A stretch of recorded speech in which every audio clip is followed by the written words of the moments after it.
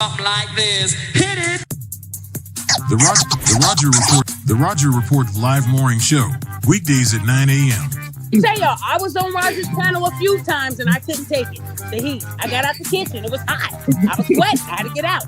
He's Roger, and he's right. Check this out.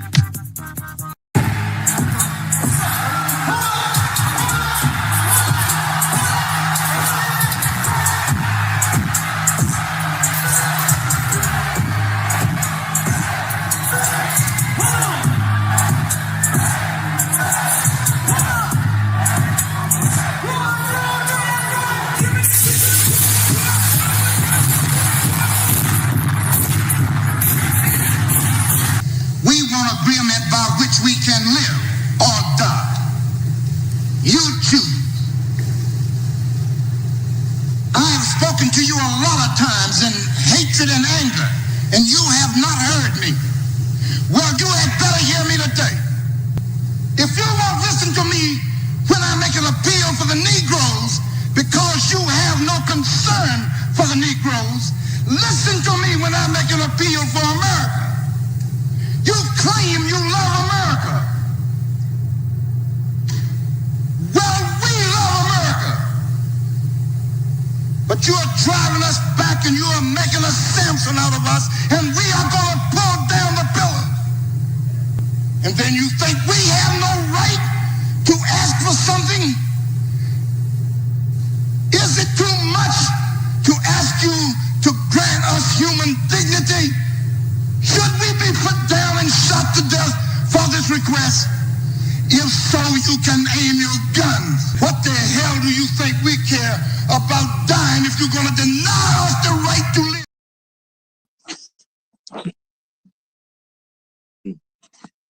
Good morning, folks, and welcome to another edition of the Roger Report Live, the best show on social media. If you are new to the channel, go ahead and take a moment out there, hit that like button, because this is where you're going to find the best content on social media. And you don't have to worry about it because you're going to have me right here to make sure that happens. And if you've already been coming to the channel for a while, then go ahead and hit that like button because you already know what time it is. And you know that this is where you're going to get the best content on social media. It's not a mystery to you at this point. You've seen other people do it. You've even seen some people do it well. What you have not seen is anyone do it quite the way I do it. So make sure you hit that like button. And everyone, yes, everyone, take a moment out, share the content, y'all.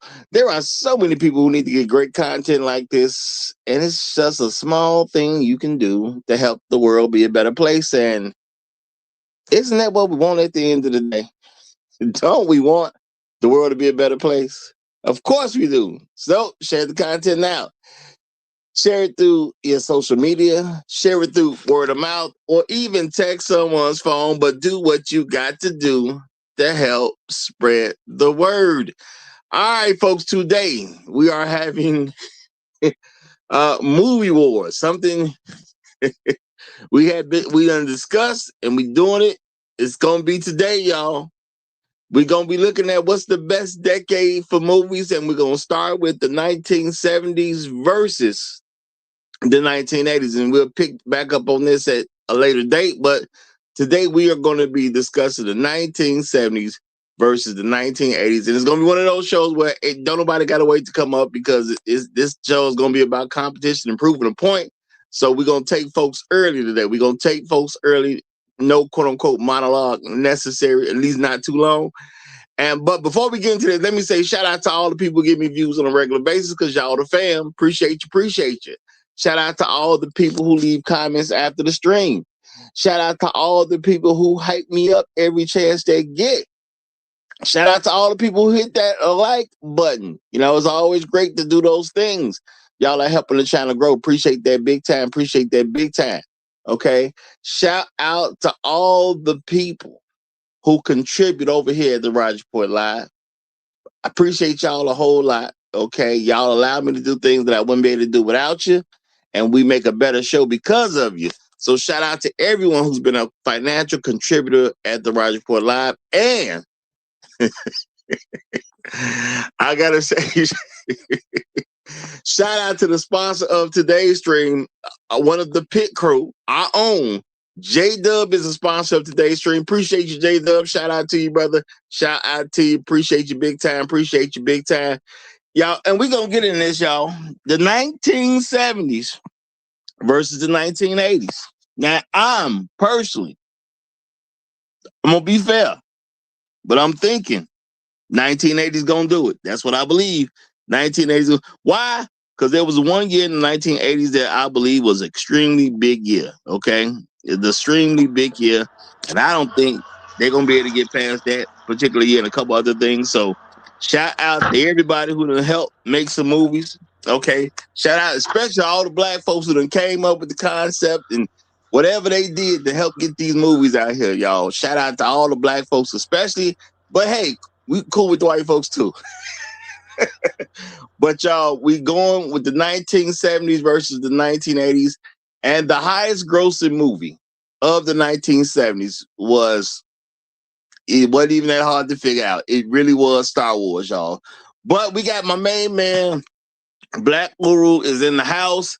And, and that's what I saw.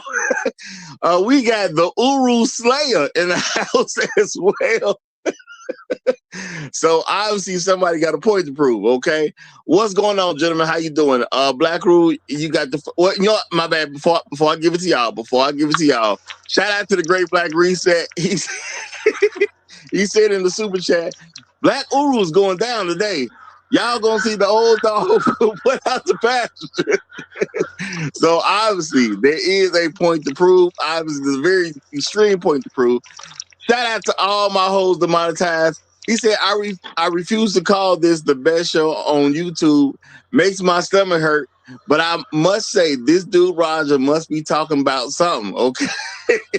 Hashtag, I don't understand. Well, you know what? As long as you keep coming back regularly, not understanding, we gonna roll with that. Okay? And shout out to my main man, Trail Billy. He say 70s, the Mac, Superfly. Look, man. Great years. Oh, you know what? I didn't even do a quick little roll call. So let me say, shout out to y'all know how I go. The Highlander of today's stream, 7-9, Kali Hakate. You are the Highlander of today's stream. I think it's your very first one. I do believe it's your very first one. So I'm going to say salute to you, brother. Salute to you. Shout out to you for being the Highlander of today's stream. Hope to see you get more in the future. Shout out to the Great Black Reset who has joined us. Trail Billing, shout out to you, my brother. Chef Mike is in the building. Tunnel Runner is here. Floyd Thompson is in the house. Yay. Afro Merchant is here. My main man, Landlord Sims is in the building as well. All my hoes demonetized. What's up?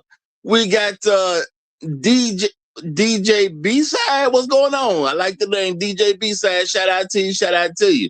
Okay? All right. And we're going to get into it, y'all. We're going to get into it.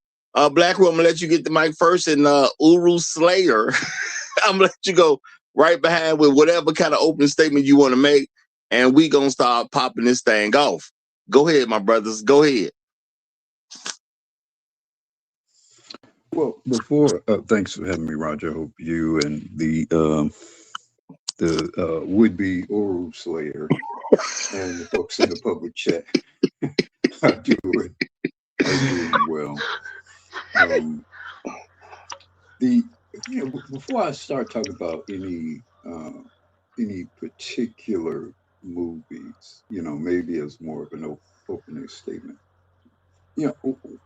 One thing I would say about the 70s, both in terms of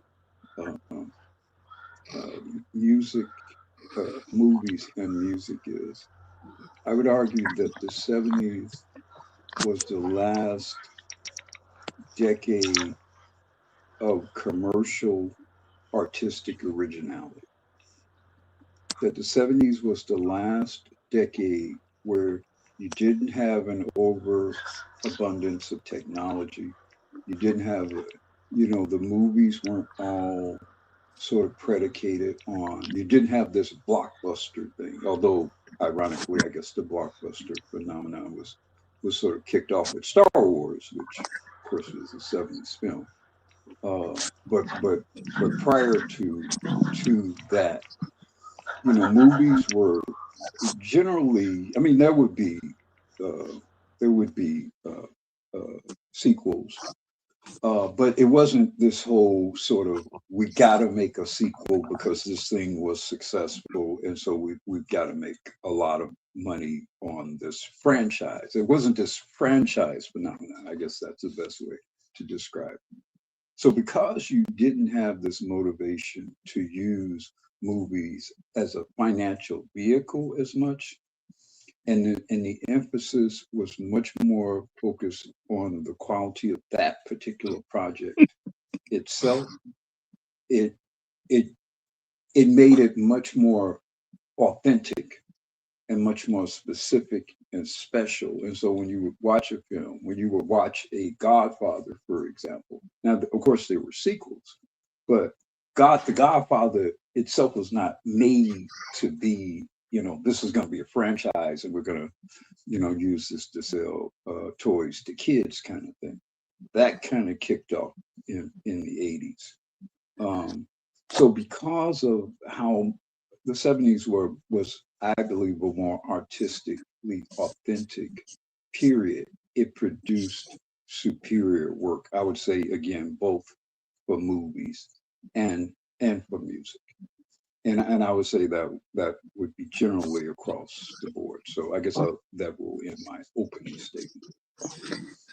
Okay, that was a pretty good opening statement to help out the 1970s in a large way. I can't acknowledge that. That was a pretty good opening statement. Now shout out to Chef Mike. He wants you to know this, brother, because he told me, hey, he said, read my statements. He said, the Great Black Reset, don't play crazy, okay? And he said, oh no, hell no, I got my eyes on you, okay? So I just want you to know that, Mr. Uru Slayer, you are being watched, okay? You are being watched. So be careful. That's all I'm going to say. Be careful. And shout out to Micah Watson, who just showed up and said, y'all better watch y'all neck. I'm the Black Uru Slayer. So, brother, you have already made enemies in the chat, just so you know. You have already made enemies in the chat. Shout out to Micah Watson. But I'm going to still let you have that opening statement. What you going to do with it? Because I'm going to say Black Uru just made a pretty good point that helped the 70s. That was a pretty solid point he just made. Pretty solid. Go ahead, brother. Man, shout out to Black Uru. He always brings the thunder.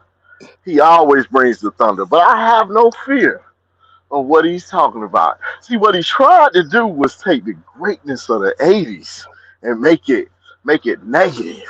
That's what he tried to do. He tried to say that, you guys started making franchises back then. It lessened the quality. No, the stuff we made was so great, you could franchise it.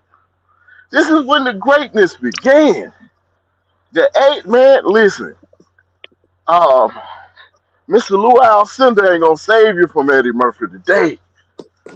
The greatness, man, I'm telling you, we still got the purity of the art form from the 70s to go with the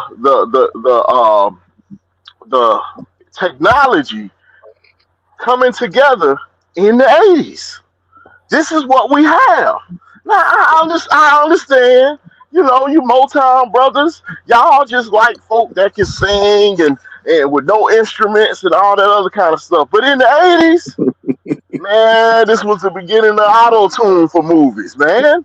This is what this was, and that's what I'm going to be presenting. This was art brought into the modern world of movies.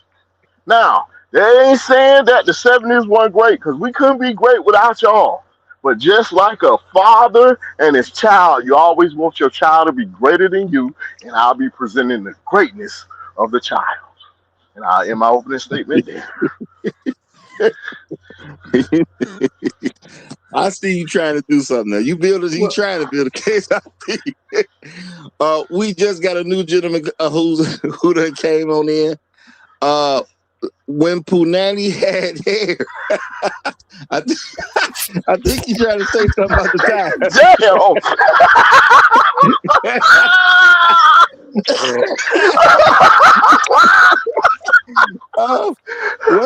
Well, before we get into this, yes, my good man, sure get your opening statement in on. I'm just gonna say, heck of a name, my brother, heck of a name. Okay, so I just want to say, just as how wrong my name is, that's how wrong the 70s was.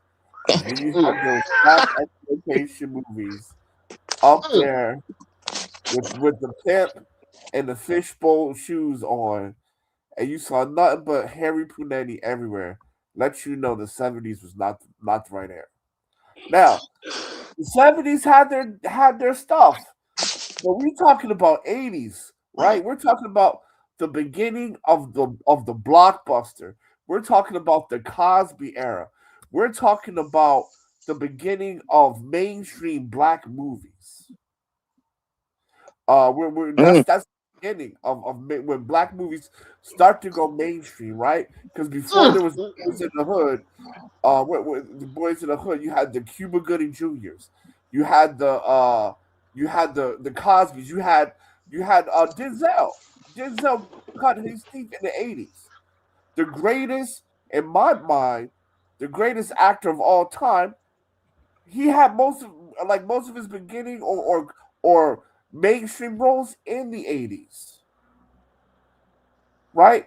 So when it comes to black cinema, hands down, the 80s were better than 70s, right? Eddie Murphy, Denzel Washington, uh, Robert Townsend, even Bill Cosby with the Cosby Show, but that's TV.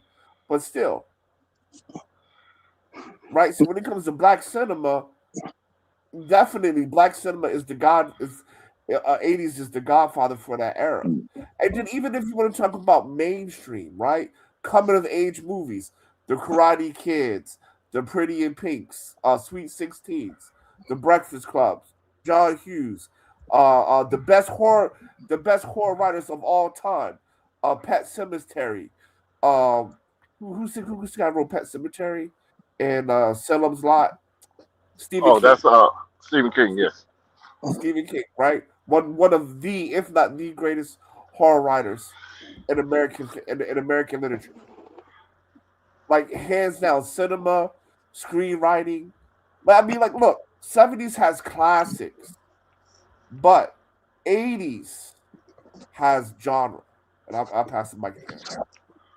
Okay, y'all, we got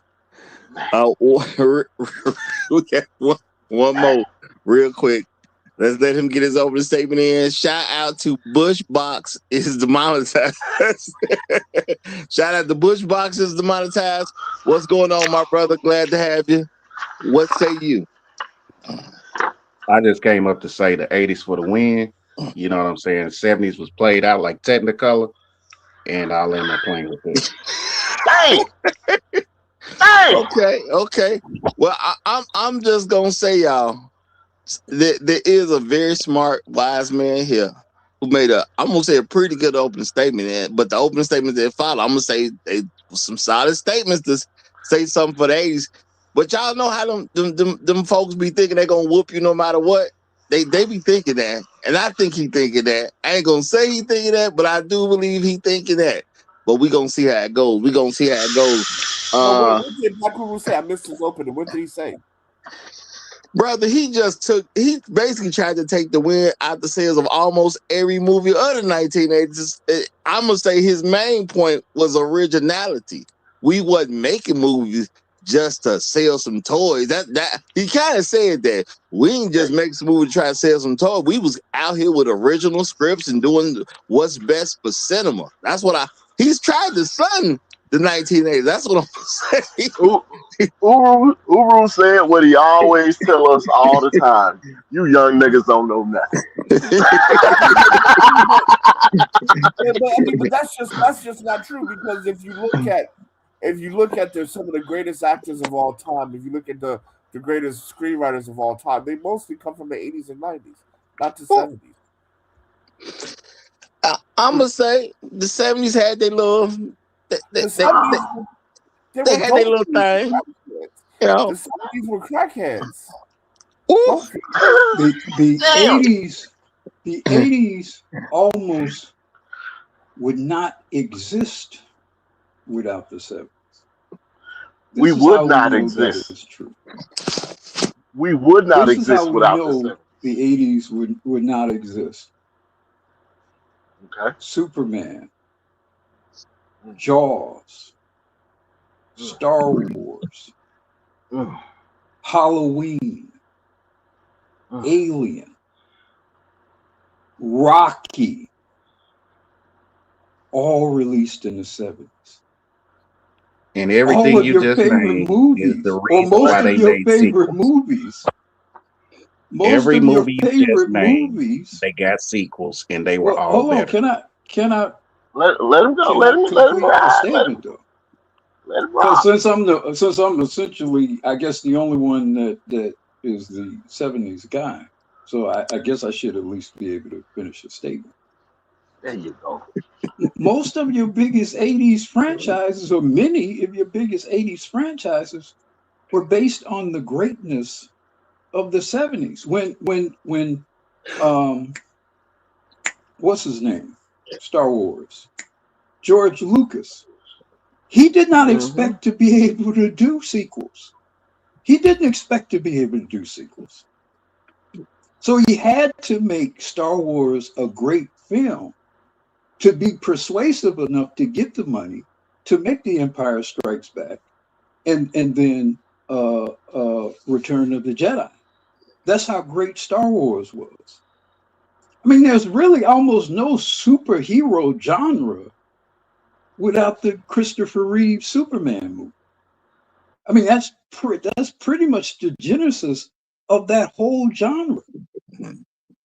I mean, come on, Rocky. We're making Rocky movies today. They just got transmuted into the son of his original rival, but then his best friend with Creed. That was the lingering greatness of something that was created. This is the anniversary year of Rocky, 1976.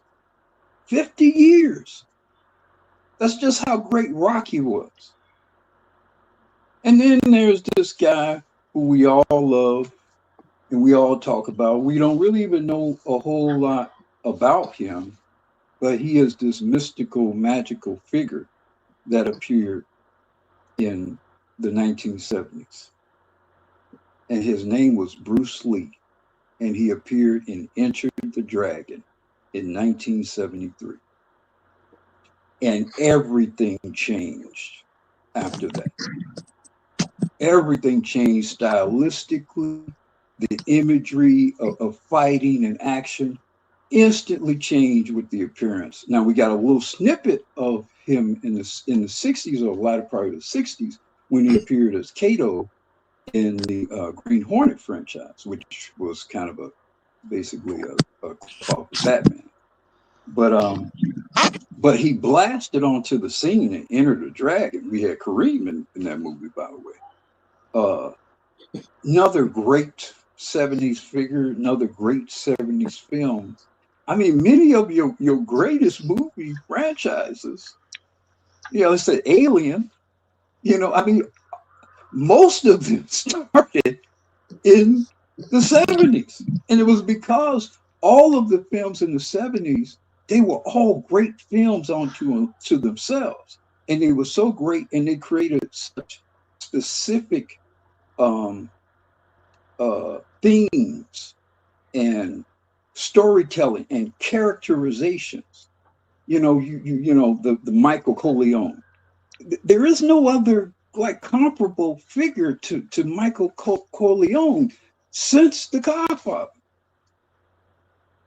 just a almost like a permanent, indelible characterization. It's there were great movies made in the 80s, and I would concede that there was more allowed towards black filmmakers and actors or whatever in the 80s. That's certainly true. That point I will concede. But into the quality of the products or the projects themselves, they're just not comparable. They made good product in the 80s. They made art in the 70s. Black Rule, I gotta salute you because I see what you did right there. I don't know if they see what you did, but I see what you did. I saw what he did. Yeah, I saw what he did. I see what you did, bro. Y'all ain't playing with just somebody. Y'all ain't playing with just somebody. He took some of the 80s movies and called them. See, his opening statement, he was like, yeah, y'all started these franchises, that many y'all was less a product. And then in his return salvo, he said, yeah, I'm gonna take some of your franchises because we started them in the 70s. What? Okay. So here's what I'm gonna say. Well, after you, I got two new guys who done came up. But go ahead. But we're gonna get the two new ones in after you. Go ahead. Jaws was kind of weak if we're talking about horror, because nobody ain't got shit on Stephen King. And Stephen King sits firmly and squarely in the 80s. Salem's Lot, Pet Sematary.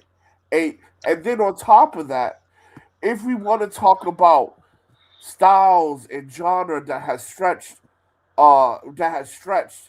through decades, Denzel Washington, America's Sweetheart, what's that whole name? Redhead. What's that redhead's whole name? What is it? What is it called? When she's with Richard Gere, she was a prostitute. Oh, Pretty Woman. You talking about Pretty Woman? Yeah, Pretty Woman, right? And then not only that, the whole rom-com genre was birthed in the 80s. So I give credit where credit's due. You had some iconic characters. Godfather, Jaws, things like that. But in the 80s, you had movies, and then I understand Bruce Lee was cool, but which really, if we're going to be really honest, when it came to action movies, it's The Matrix in the 90s that changed the way action films were filmed forever. It's The Matrix, which is neither 80s or 70s. It's The Matrix. I'll let my mic there. Okay, now look at The Matrix and tell me that what you saw in The Matrix and what you saw throughout much of action films, would that have existed without Bruce Lee? I would argue that it would not have. I mean, the universality of the influence of Bruce Lee cannot be overstated. He crossed genre, he crossed sports fields, he had influences over everything. He's a permanent evergreen figure in Hollywood, particularly for action. You don't have no Jackie Chan, you don't have no Jet Li. So many things you don't have. You don't have Crouching Tiger, Hidden Dragon. You don't have none of that without Bruce Lee. None of it. To be fair, I'm throwing a flag because the 1990s ain't involved today. They'll have their chance. But we're going to see who's going to come out between the 1970s and 1980s. And if you're arguing that the rom-com is what made the 80s great, bro, that I think I can use that one against you. I don't think the rom-com is a good thing to All cite right, yo, as before, something that before, was great about the 80s. before you go, Uru Slay, like I said, I gotta let these two new guys in. We got Okay.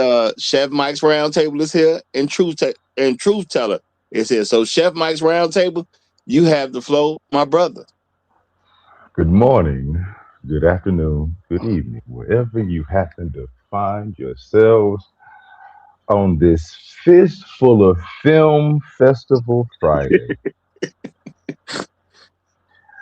I am going to enjoy this conversation. First of all, am I coming in clear? Yes, sir. Yes, you are. All right, good morning, gentlemen. Always greeting you all. Elder, it's always a privilege to share the panel with you. Um, Like what? when Bush, hey, it's good to see you again, brother. Good to be on the panel with you again. Salute, Uh, salute. Uru Slayer, watch yourself. That's all I'm gonna say. The only time I'm gonna say it too. I'm The only I'm a time I'm gonna I'm say a that. I'm a be. It's my opening statement. It's my Yeah, yes, sir. opening Yes, statement. sir. See, Yes, sir. you Yes, sir. Yes, itching, sir. you barking up the wrong tree, campaigning for a whooping and about to get elected. Mhm. So now, the 70s versus the 80s, the movie war. The 70s was gritty realism and rebellion. The 70s was when directors took over the asylum. Okay. It was dark, experimental, and changed the rules of storytelling forever. The big hitters, and you all have mentioned this: The Godfather 1 and 2, Star Wars A New Hope, Jaws, Taxi Driver, Alien, and The Exorcist. The vibe was paranoid, cynical, and artistically fearless. This decade invented the modern blockbuster, Jaws. That's the parent of the modern blockbuster, Jaws. But it also perfected the high art crime of drama. If you want acting masterclasses and scripts that haunt you, the 70s win. Now, the 80s, the neon nostalgia and high concept era. The 80s was about pure, unadulterated spectacle. It was the decade of the vibe and the birth of the franchise. Okay. The big hitters were Back to the Future, The Empire Strikes Back, Raiders of the Lost Ark, The Breakfast Club, Die Hard, and The Terminator. Okay. The vibe was neon soap. It was optimistic mostly and incredibly fun. The 80s perfected the entertainment. This decade gave us the best soundtracks. I don't know about that. It gave us good soundtracks. I won't say the best, it gave us good soundtracks. The most iconic fashions and movies you can watch 100 times without getting bored.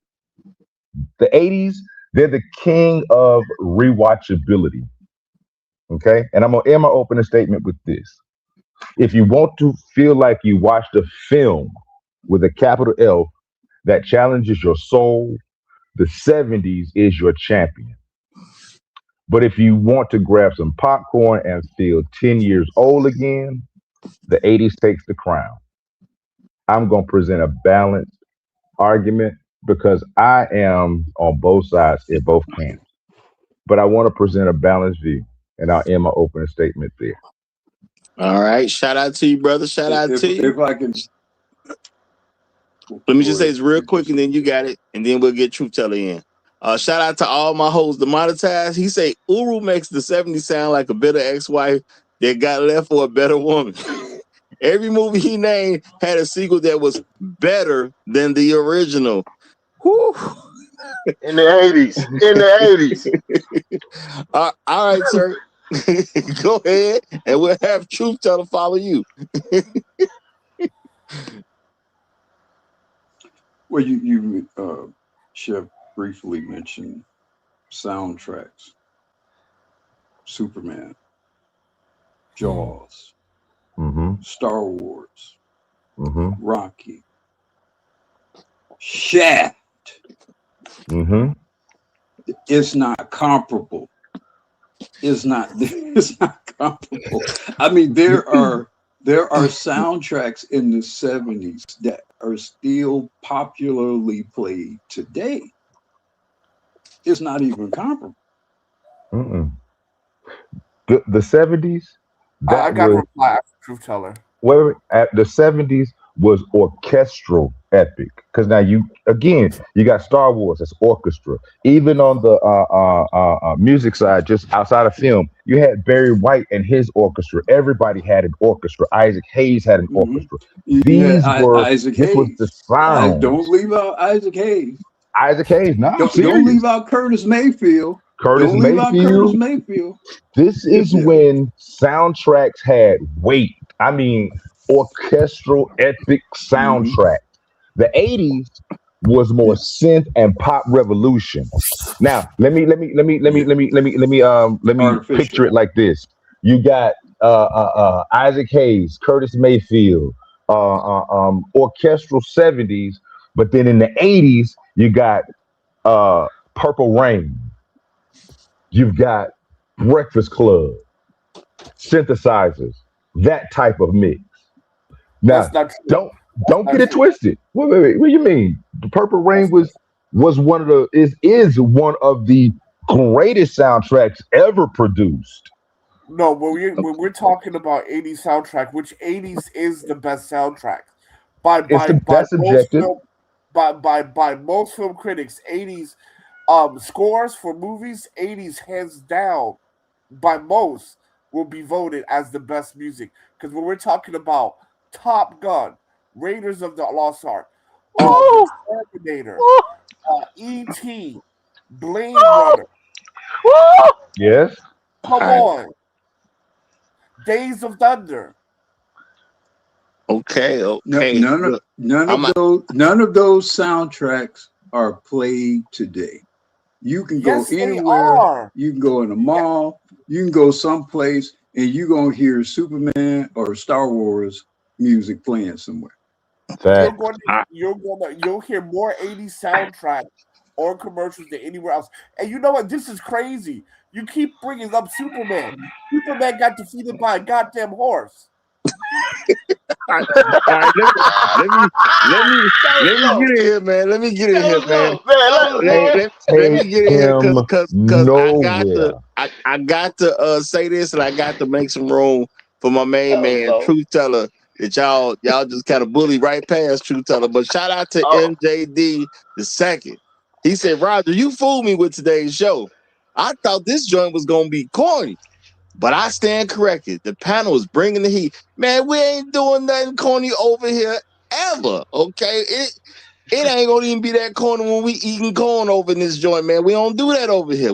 I tell y'all, it's the best show on social media, and I stand by it. I Roger, stand by Roger, I can I can't just believe say I can't believe he doubted one? us. it. Can I say, Roger? I just need to say one thing. And you know when he got defeated, Superman got defeated in the 80s. Barbara Walter No. interviewed his paraplegic ass. Damn. There you go. Damn. That's cold. That's cold. That's cold. I want to get in after Truth Teller. I want Hey, to I'm gonna need him to get back take. in after Truth Teller. I'm gonna need him to take his reflective vest off for real. I don't understand. Well, But you got it, between Truth Teller. Superman, between Superman and Spider-Man, man, that was and the Hulk. Those were the only heroes rolling around back in them days. How you gonna just kick Superman's legs out from under him like that? Damn.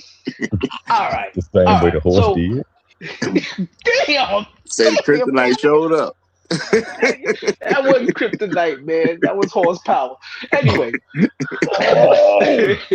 I hate you. I was born in the 70s, but of course I didn't have enough time to spend.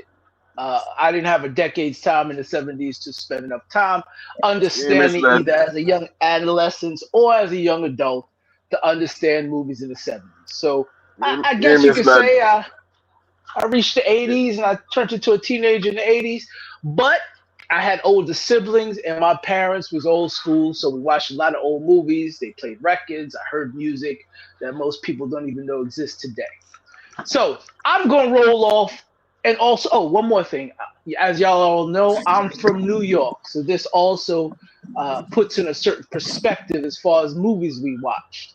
All these New Yorkers know Saturday 5 p.m. Y'all know what that means. But in any case, I'll just go through a couple things from the 70s that I think make the 70s the best decade. Apocalypse Now, Close Encounters of the Third Kind, Yep. Was that a The franchise? Warriors. It don't have to be no franchise. It can't be done like that again. National Lampoon's Animal House, The Outlaw Josie Wales, right? Blazing Saddles. Hey, Y'all already talked about Taxi Driver. Who remembers Mad Max? Who remembers Dirty Harry? The best Mad Max movies were made in the 80s, sir. Oh, here go one for the kiddies that I remember as a kid. let me The give you a Muppet couple movie. of. Let me give you a Oh, I couple of got more. Hold soundtracks. on, the list ain't over. Excuse me. Oh, Excuse me. go ahead. It's gonna be Roll with finished. it. Roll with it. The Muppet movie. See, adults ain't know about the Muppet movie back in the days. Y'all was too old for that. It was us. It was us. Y'all talked about Shaft and Superman. Yeah, we remember. You know, who remember Eraserhead? Who knows the movie Yeah, Logan's Run? that was a fantastic movie. Logan's No, Run. Yeah, that was another good Logan's Run. When I saw that as a kid, I could not forget it. And I'm going to grab Flash Gordon for the 70s. Flash Gordon came out in 1980, but it was made in the 70s, so I'm taking it. But you know what? I'm taking it. It's Can I coming to give the you 70s. one? I got Can I five give more you one? Uru that's gonna throw everybody loose, and Oh, then go ahead. y'all can have. Go I got ahead. 5 more. So these are Go ahead. gonna be some ones that I don't know if everybody even thought about. That we all know and love. The 36 Chambers of Shaolin. Enter the Dragon. Yes, sir. Into The the Dragon, 5 baby. Deadly Venoms. That's that 5 p.m. on Saturdays in New York, y'all. That That's was what happened at Sunday. 5 p.m. That was Sunday after church that was in Georgia. that was the McVickers Theater in Chicago in the 1970s. See? Bruh. The Telling you. Masters of the Flying Guillotine. Who remembers that one? Come on now. Come on now. The Avenging Eagle. Oh, y'all are playing games. See, I'm sorry. 80s ain't got nothing on the 70s. I have to go with it. I'm sorry. I gotta stop this. I gotta stop this madness. I'll throw a couple at you. I'll throw a couple at you. I gotta stop this madness. I gotta stop this madness. Flash Gordon. You got man. We had Dune in 1984, bro. Forget Flash Gordon, bro. No, that was I still remember Flash Gordon's theme song. Flash, he's the savior of the universe, niggas. You can't do that with no goddamn Dune. I'm sorry. You can see the strings in the movie. That was Queen. You can see the strings in the movie. Hold on. What are you talking about? You know what? I got you right now. I got you right wings. now. Wait a minute. I told you I was getting in here after him, and I'm getting in here right now. This is crazy. This man said Flash Gordon. Man, listen. Do you know Eddie Murphy in the 80s alone is a killer? 48 Hours in 1982. Trading Places in 83. Beverly Hills Cops in 84. Golden Child in 86. Beverly Hills Cops 2 in 88. And everybody's favorite, Coming to America in 1988. Back to back, killing them. Yeah. So before you say it, let me acknowledge the super chat before you say it. Shout out to the Wiz. We're gonna shout out to Afro Merchant. He says the Wiz had everybody in that joint. Hashtag long live the habitual line steppers. Appreciate you, my brother. And let me just throw a few acknowledgments from the chat. The chat has thrown in National Lampoon's vacation movies of the 80s. We got all the Chevy Chase movies of the 80s. Don't make me start talking about Roger Dangerfield. Hold on. What started all those download films? Well, actually, National Lampoon started in the 70s. National Lampoon, Animal House. Animal House with John Belushi and Aykroyd and those guys. That's what started that whole series of franchise. Hey, Black Uru, and what was the biggest selling album of all time before Thriller? Before Thriller? Had to be a Beatles album. Yes. Nah, it was a soundtrack. Nope. It was a soundtrack. It was a soundtrack. I want to say it was either Shaft or Superfly. Nope, neither one. Saturday Night Fever, 1977. The Beatles, was the biggest selling album of all time before Thriller. Saturday Night Fever. Saturday Night Fever. And them white boys had bangers on every song on that album was a banger. Fact. Every song on that album was a banger. That album was virtually the disco era. See, don't forget about the Blues Brothers as well now. I'm going to put this to bed right now. So, 80s movies that are undefeated. Number 1, Coming in Hot, Born on the 4th of July. Number 2, Wall Street. Number 3, Full Metal Jacket. That scene where she sees Black Man Too Big.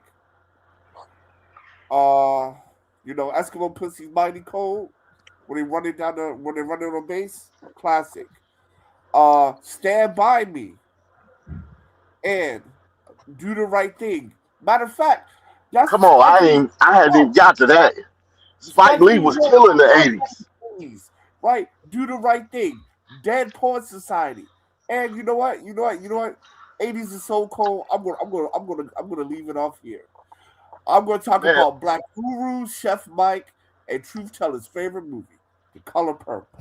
There you go. Man, come on, bro.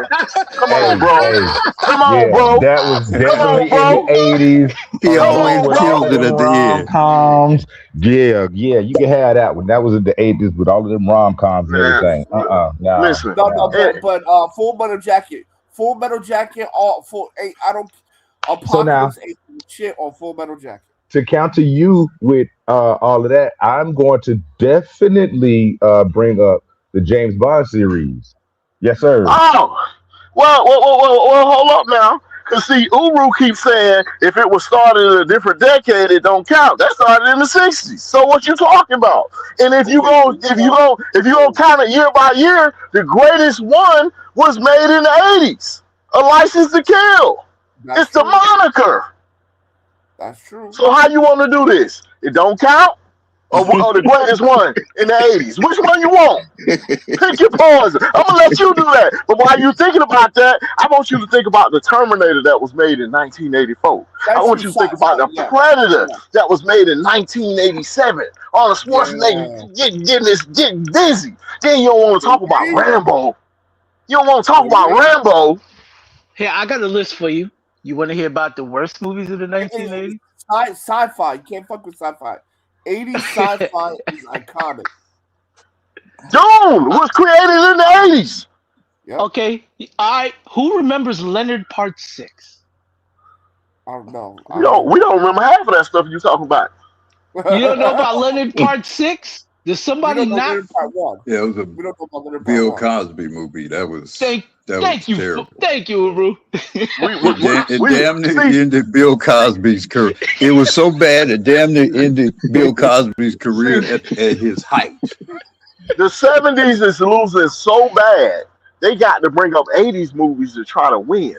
Now you're trying to co-opt some of the best of the 80s movies. Now you're trying to bring up the worst of the 80s movies. Man, listen, man. I got two more for you. These are 80s people trying to cop 70s steez. Jaws: The Revenge. That was a very horrible movie. We got one more. You want? I don't know if you want to hear this one. Black Guru said Jaws belongs to the 70s. You're not Jaws helping does. him, Jaws sir. Revenge was a sequel in the No, 80s. no, no, no, That's no. bad. Black Uru says if it was No, originated in the 70s, it counts for the Spielberg. 70s. No, Spielberg didn't have nothing to do with no damn Jaws Revenge. Now it's the producer. Now it's the producer. Wait, Okay. wait, I am wait, gonna wait. say if you would have heard Black Who's argument, he made such an argument to basically kind of get you to not mention a sequel that came in the 80s if it Yes. originated in the 70s. That's what he kind of really did. Real talk. He was Yeah. trying to cut you off at the knees, which was a Yeah. great So strategy. I'm just Good showing why that's strategy. prudent. Yeah, I'm Yeah. just showing why that's prudent for the 80s kids. No. Because True we got one telling. more. We got one more. We got one That more. doesn't. Y'all was just Wait a second. making fun of this nigga. Wait a Superman second. 4. That doesn't work. That doesn't work for you because Rocky that started in 1976. The greatest was Rocky 3 that was made in 1982. Who told you? Who told you that? Rocky 3 was the greatest. So first of all, Rocky was in the 70s, but Rocky 1 is probably the third best. Rocky 2 is better, and Rocky 4 is better. So you gonna tell me Rambo 2 is better as well? But it doesn't matter. The Black Uru No, I'm just said- asking for your logic. Is all I'm asking. Yeah. If we're going by the where Uru said before, he said if it started in the 70s, it all belongs in the 70s. Well, I'm gonna say this. We can go with that. No, I'm gonna say this. He technically didn't say that, but he made an argument. He inferred. He basically made an argument. Well, I'm gonna stop you niggas from even bringing these sequels up. Which was it was smooth. That wasn't the point I was really making. The point I was making, I was contrasting the originality of what occurred in the 70s versus what came in the 80s. Was a lot of sort of assembly line manufacturing of great works that preceded. That's my fundamental issue. You're right. There were a lot of great movies in the 80s, but it just kind of turned into a mess when everybody identified some sort of money-making franchise, and it just kind of lost. I mean, Beverly Hills Cop 1 was good. I don't really remember Beverly Hills Cop 2 or 3. Or, I mean, 48 Hours was good. I don't know. It wasn't there another 48 Hours, so it just kind of got messy. See what he's doing right there? He said Beverly Hills Cop was great. It was awesome. But that 2 and that 3, that was made in the 80s. That wasn't so good. I'm on to you, Uru. Now I'm gonna say real quick, y'all. Shout out to. I'm gonna give you a little time stamp. We right around the 52-minute mark, and y'all go hit me by do the way, something. the best 3 Rocky movies was the first movie, the second movie, and the first Creed movie. Those were the best. Now let me say this. Hold on. Let me say this, y'all. Let me say this because I'm telling y'all we right around the 52 to 53-minute mark. Y'all gonna hear me say something. You ain't gonna really hear me do too much. With all due respect, Black Uru, we heard what you said, man. You threw an argument out there. You threw an argument out there to cut us off at the knees about any 80s sequels that came out. That's what you did, bro. I ain't saying you wasn't trying to make the point you was making, but we heard what you said, what I said. How you guys interpret what I said, that's on y'all. See, we ride with what Truth Teller said. You got to give me Empire Strikes Back. And you don't want to do that. You don't want to do that. You know what I'm saying? Empire Strikes Back was 78 or 79. No, sir. I will concede that the Empire Strikes Back, which was released in 1980s. In 1980 was the greatest is the greatest of the Star Trek films. That just is I know. There's no dispute. I was born in 76. I went to a drive-through theater to see that thing. I remember that being an age. You know what else I saw in the drive-through theater? Eddie Murphy Raw. In the 80s. Can't nobody help that you live in a town that didn't upgrade their drive-through. By on the time screen. you came Man, around, listen, you guys are our Sound progenitors. like sound like some irresponsible parenting to me, but go That's ahead. what I was that's gonna what that say. sounds like to Absolutely. me. Absolutely. And Bro, I loved every minute of it, sir. Hey, can I jump in here real quick, gentlemen? When he told that girl the rabbit joke, it looked like he was talking to me. Boy, listen, That's what it was. listen. Man, listen, man. You guys were our progenitors. You guys were the geniuses that put together scripts and writings and all this other stuff. But with the technology, like this crazy fool truth teller came here talking about Flash Gordon. What? Against Doom? That's not that's you can't even measure that. You can't even measure that. Yeah, you guys had some stuff that was great, but we improved upon it. You Let's realize think that you about that. comparing Flash Gordon to Doom, but you could compare Doom to Star Wars. Uh-oh. But I'm not. But I'm I not. know you're not because you trying to take the low blow. Y'all 80s niggas is low. I ain't You I ain't Let me. fighting for her. All You right. know I ain't what? here fighting Hang for on. Hang on. her. You know what, Hang on. y'all? Hang on. We got another guest. We got another guest. Okay. But I'm gonna say real quick, shout out to Live 1976. You said Ferris Bueller's Day Off set it off for the 80s. 80s. Classic Okay. movie. 80s. Okay. I'm I just want. I do saying like that one. there wasn't no Yeah. sequel. That's all I'm saying. There wasn't no sequel. They But did. They made a Emperor, sequel to it. They Listen. made a sequel We to it we though. we no. talking. But that came out in the 80s. It wasn't nothing Oh, sequel from the 70s. It yeah. wasn't nothing sequel from the 70s. Well, Gotcha. But since it was made in and about Chicago, I'm gonna give that one a pass. You said I'm gonna get We that one a do show pass. preferential treatment here on the Roger Report Live. I like it, man. I mean, bro, man, it was great. We had Die Hard, Wait, which originated in the '80s. wait, y'all. wait. We gotta let Emperor get in. We gotta let Emperor get in. I Emperor want to get in after definitely is Emperor here. because I want to say something after Emperor. Okay, go ahead. Well, Emperor, you got the flow. Then we get Chef Mike right after you. Right? Can I be heard? Yes, sir. Right. Happy Friday. I hope y'all will have a happy weekend.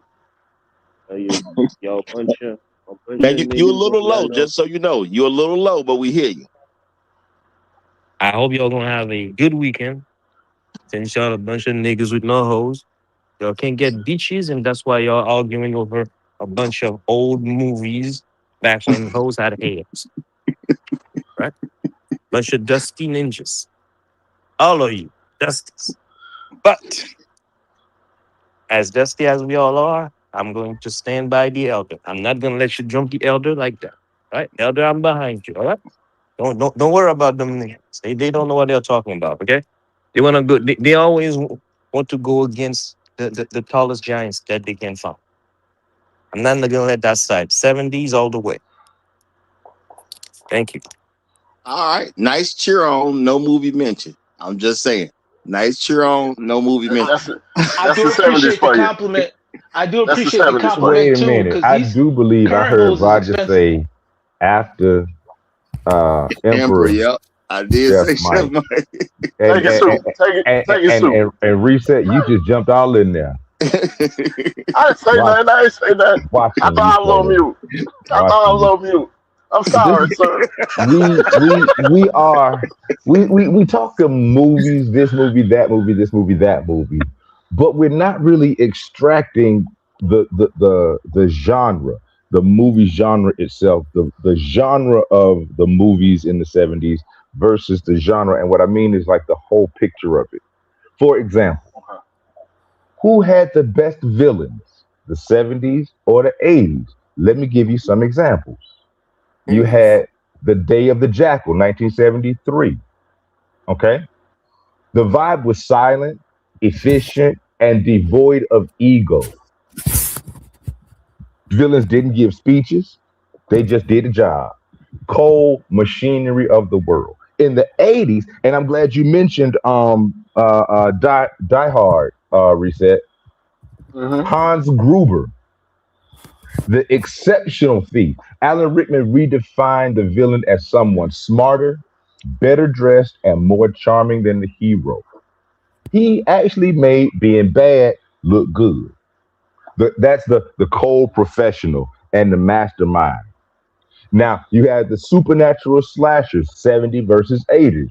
The silent versus the talker. Michael Myers was the silent. In the 80s, Freddy Krueger was the talker. Michael Come Myers was on. just the shape. He walked up behind you, finished the job. Freddy Krueger, he taunted you. You were scared to go to sleep. If you watched that movie, and I watched that movie, I was scared to go to sleep.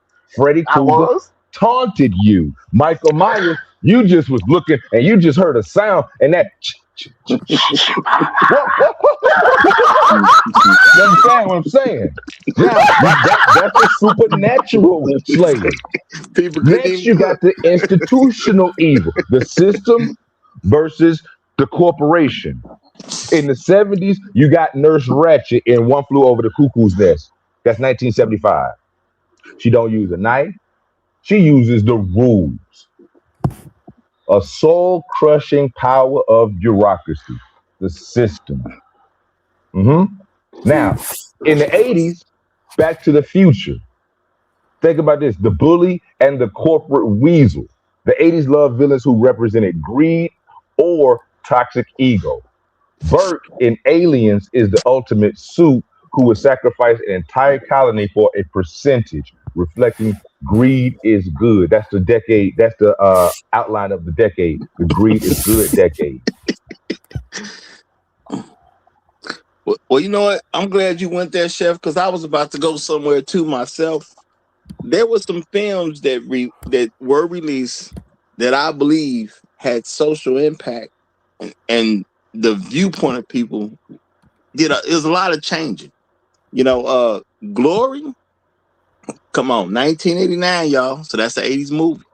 What did Glory do for black people and the film industry? I mean, when Mm, we saw Denzel get up there and get that Oscar, stuff was a little bit different. That's all I'm saying. There's movies with really, really great impact, you know. Yeah, of course there's great movies that we enjoy, because I'm gonna say Coming to America, which did come out in 1988, to this day, I'm saying is one of the best films ever. That's just one of the best films ever to me. I ain't seen nothing like that. But the 80s changed how black men looked on a large level. That social impact is there. I'm just saying. I ain't saying the 70s didn't do nothing, but black men could be real. It could be out there and dignified because of the 1980s. That's all I'm saying. Okay. So can I hop in real quick because I don't know how long it can stay because my VPN is not working. But I'll say this. Let's compare genre, right? So if we look at war movies, military movies, 70s, I'll give it to you. Apocalypse Now, give it to you. When we look at 70s, when we look at like horror films, definitely 80s. Sci-fi film, Terminator. There's not a there's not a better sci-fi movie than Terminator 2. There The isn't. T-800. So there's not a better sci-fi movie than Terminator 2. That was the crescendo of sci-fi. But Then, but then you but talk file about on the play. File on the play. Terminator 2 was no. released in 92. Okay, so then Terminator 1 then. Fine. That's the second best. Terminator 1. No problem. So, but no. Hold on. It ain't a follow the play because we said it all belongs to the original. So, since the original one came out I in never 80, said that. We He never never said established that. I'm that. saying it. I'm We saying it. never I'm saying it. established that. Yeah. I'm saying it now. Okay. I'm saying it now. Yeah, I'm establishing it now. So, Terminator 2, mm. which was founded in 1980. No, Okay. If we're But gonna hold on. apply that logic, no, then Hold on. no. I think we can't apply that I'm logic. taking ownership of The Empire Strikes Back, and The Empire Strikes Back is the greatest sci-fi film of all time. If we Okay, applying that logic. This There what you we go. gonna do, y'all. We gon' just leave it out the argument. If it started in the 70s, and you got a sequel in the 80s, we just gonna leave it out the argument. You know what I'm saying? Because we gonna do the other decades in the future, so we just go leave it out. Terminator. I'm fine with Terminator. Still, okay. Think about it like this now. Think about it like this, and again, it's expanding. Let me finish. So, sci-fi, we got Terminator. When we talk about action films, nobody. If we being honest, Top Gun and Rambo. Nobody's touching those. Nobody's touching those two for action films. And then on top of that, your girls were nasty. Y'all had bushes. We had the prettiest in the 80s.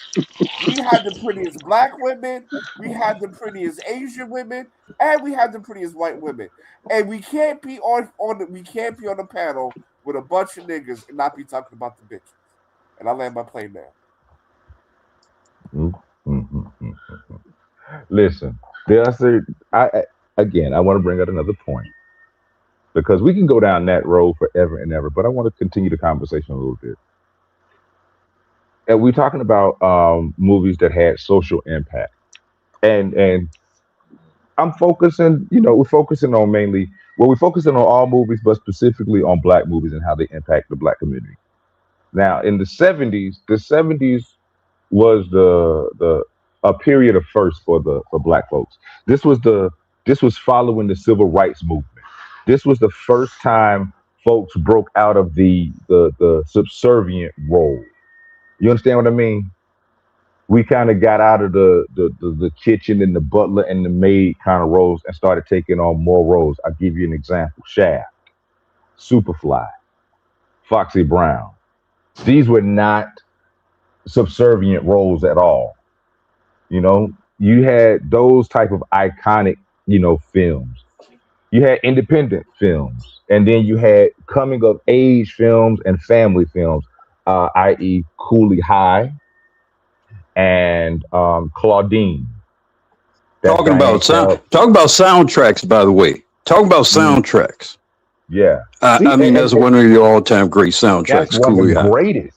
That is one of the greatest of all times. Now, in the 80s, you got the blockbuster and the indie spark era. All right. This is the first time the 80s proved economic might. It showed that black folks and black stories were actually profitable. This is why you have Eddie Murphy dominance, his Coming to America, his Beverly Hills Cop. This is why you have a Spike Lee. She's Gotta Have It, Do the Right Thing, School Days. You understand what I mean? It's like, and then you have the dramas and the musicals of the 80s. I hate to mention this one, but The Color Purple, it was a powerful drama. Purple Rain, it was a powerhouse musical. And here's one that we didn't mention. Hollywood Shuffle, 1987. I mentioned that. Robert. Oh, did you? Okay, I must have been gone, but there we go. It's we have things in the 70s that actually facilitate things in the 80s. One cannot exist without the other. The 70s, we stopped being the mammies and the drivers and the butlers and the maids and that whole Driving Miss Daisy type thing. Even though Driving Miss Daisy didn't come out in the 80s, I'm using it as a reference example. We stopped doing that, and in the 70s, we actually started shooting white folks. Shaft. You understand what I mean? It was like we coming back into our power, man. Fuck all this. And then in the 80s, it was. Okay, the black story is relevant. The black story is marketable. Black folks can be marketable. I'm gonna end there.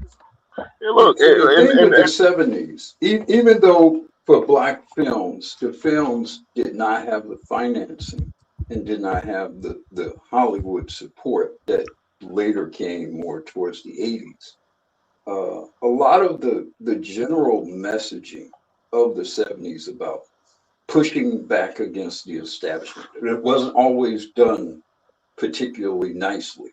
And some of the pushback was being done by pimps and prostitutes, even, But the general messaging of it was more defiant towards the white supremacist establishment during a time in which, as you mentioned, Chef, you coming in sort of post civil rights, and there was more. You had brothers like Jim Brown and Fred Williamson. They did not only make and star in those films, but they were directing those films. They were financing those films. So that was really the first. Well, you had the brother Misha a couple of generations prior, but that was sort of the rebirth of not just black films, but black film making.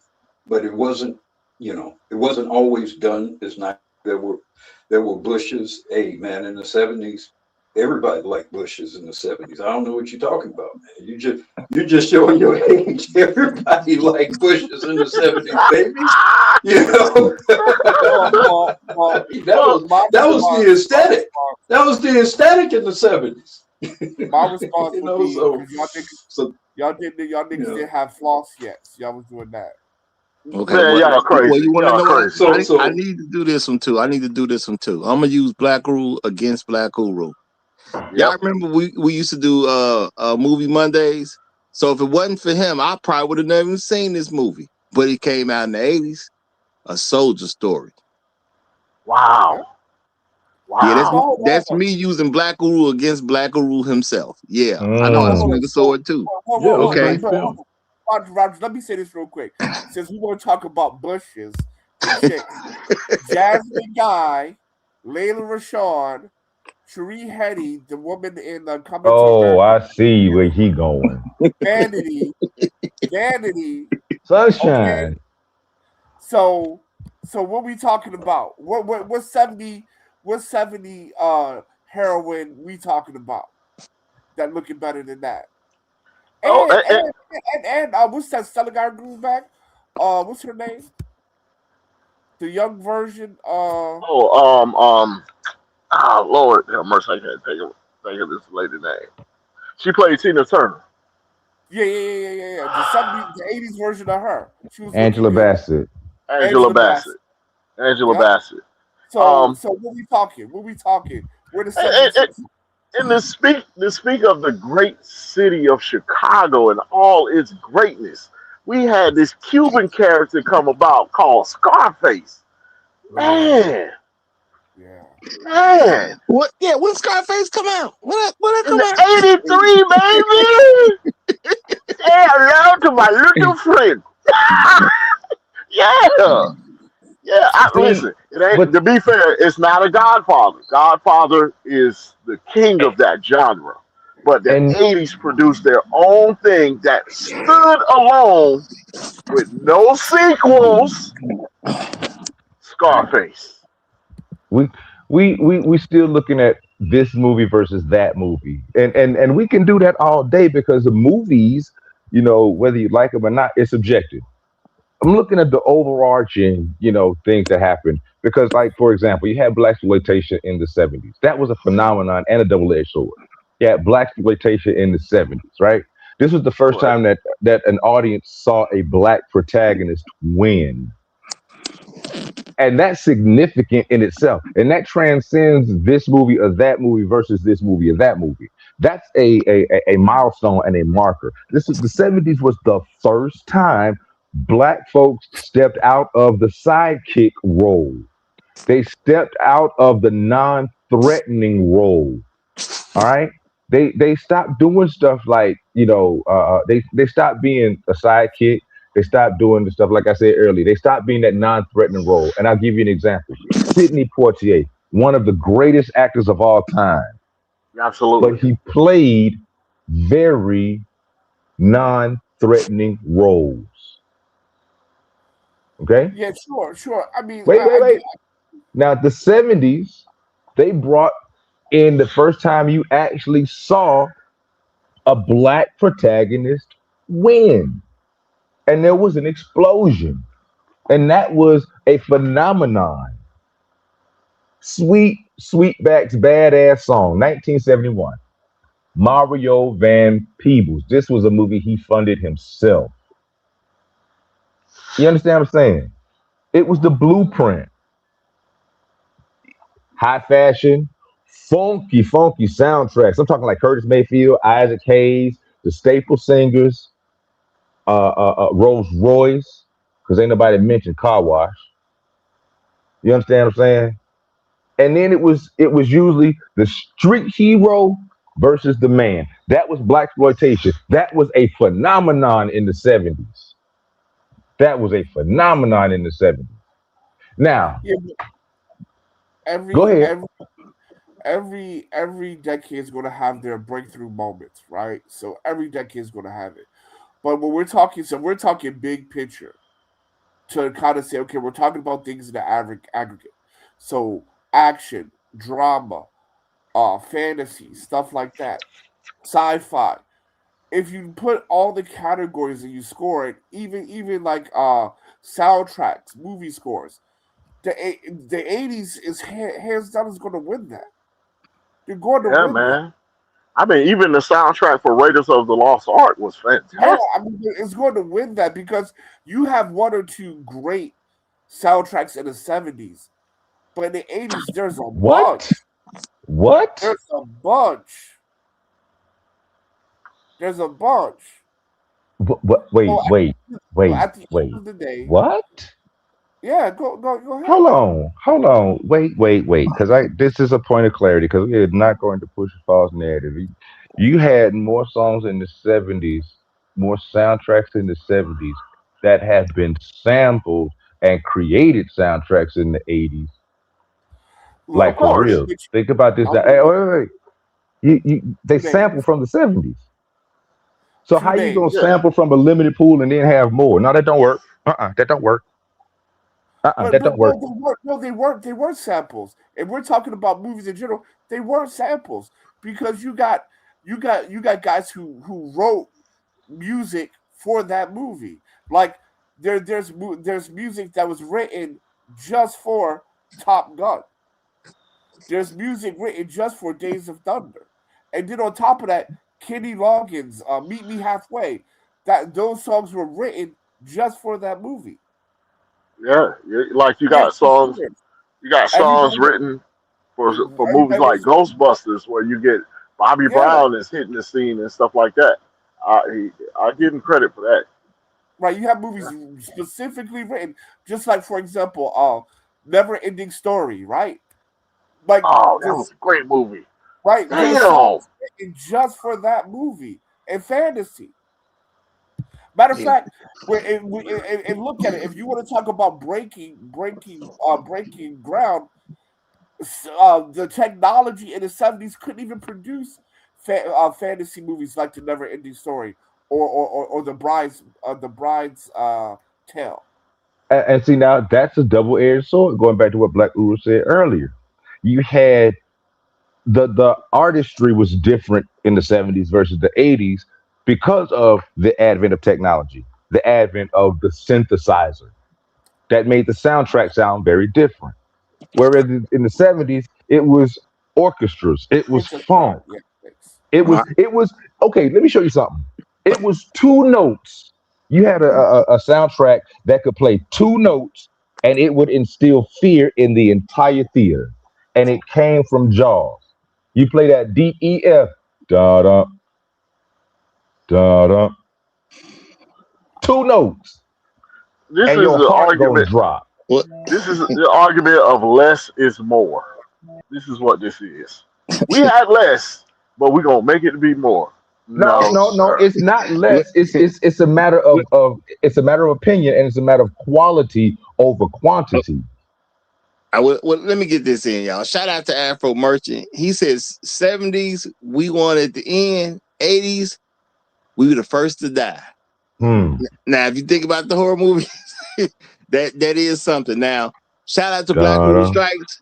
He says, I pulled away on the call. We'll come back on the panel as soon as I'm done. Now, I'm going to say we can accept that as being the truth because we don't like false narratives around here. Or we can accept that Black Rule conveniently got a phone call that got him out the fray. because he was a Roger, little scared of what it was Roger, going. don't give Reset no fuel. Don't give I'm gonna say Reset no fuel. Cause he gonna say something silly, and I swear I'm gonna kick his soup off the table. no. I'm gonna say what Black Uru said to us. It's up to our interpretation.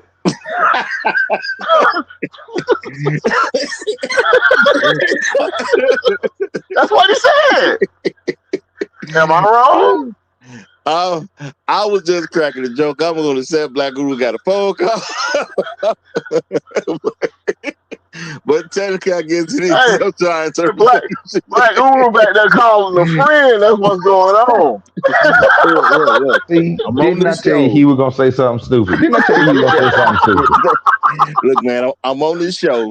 I've been doing this for a while. We talking about movies. One thing y'all getting ready to do, y'all getting ready to get up off the elder. Y'all getting ready to get up off the elder, or else it's gonna be me and Dessaline on the panel. I ain't lying. I'm sorry. I'm sorry, sir. I'm sorry, sir. I'm sorry. I apologize. Yeah, I'm all Why he keep cooling my soup off? He keep cooling my soup off like that, man. God, let me put it back in the microwave, please. Y'all ain't gonna play Black Ubu like that. He making some real sense for real, and y'all just want to be too specific. Y'all like this movie. Look, and I want to make this quick. These had a different impact than the 80s. And I think what this argument is tantamount to it's tantamount to Michael Jackson versus Prince. You can argue all day, but both of them are phenomenally great. And it's like arguing apples and oranges. The situations are different. The context is different. The background is different. The setting is different. It really is a non-argument because one is not better than the other. They stand firmly as champions in their own right because each decade brought something new and innovative that the previous decades did not have. Like I said, the 70s was the first time an audience saw a black hero win. That's the first time they saw that the audience saw a black hero stand up to the man, the system. You had soundtracks that were done by one artist.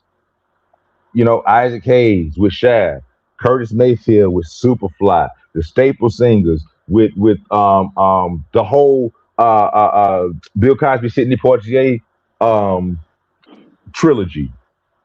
Uptown Saturday Night, Let's Do It Again, and A Piece of the Action. We had a trilogy in the 70s too. Folks like to forget about that, but Sidney Poitier and Bill Cosby, yeah, that was the first 3P. Just saying. Okay. And the Staple Singers did the whole soundtrack. You had Saturday Night Fever. The Bee Gees did the whole soundtrack. What I'm saying is it was different context. In the 80s, folks pushed things more. Yeah, we not in the field house as slaves no more. But we ain't pimps and hookers and dope fiends, and we ain't that no more either. We are innovators. We are in corporate America. You understand? We can make our own movies. And it's like we don't have to live in that era. You know, the 80s was the time of the power ballad. And again, it was a time of the synthesizer. Purple Rain, Top Gun, The Breakfast Club, Blade Runner, Terminator, synthesizers. And then you have feel-good hits like Dirty Dancing and Ghostbusters, Ray Parker Jr. Man, everybody, something strange in the neighborhood. Everybody was like that for real in the 80s. And if you wasn't, you lied to yourself. So each decade has its own throne, if you will. It is its own kingdom. And to compare the two kingdoms, I think we do ourselves a disservice because that's like comparing Al Green to Eddie Levert. Both giants in their own right. Wait, now That was we one. all grew up Hold on, in the real quick, '80s. Now, real quick. Let me say this. Let me just say real quick. That was one go of the ahead. greatest participation trophy speeches I That's ever heard. exactly what I was gonna say. We don't get no participation trophies. Somebody got to Well, win and somebody got to lose. no, it's not. Okay, if you go say it's a participation trophy, who's better, Michael Jackson or Prince? No, no, And no. defend your argument. What this is the thing. This is the thing, Chef. Unfortunately, somebody got to win because we gonna do this again for the other decades, and so one decade is gonna move on to the next decade. So there will be a winner at the end of Okay, this. We're gonna okay. agree to a winner, and What? I'm gonna say shout out to the 1980s where I could get Lean on Me and get the great Joe Clark. Okay, showing What? how the real world is, how you get the job done. Plus, I can get a feel good classic movie, a movie I still look at to this day. White movie, but it's a cool movie. If you say Steel Magnolias, I'm gonna hang up. No, nowhere close to that. I'm gonna say a Christmas story. A Christmas story. Did in my heart, seen it as a Wow. kid.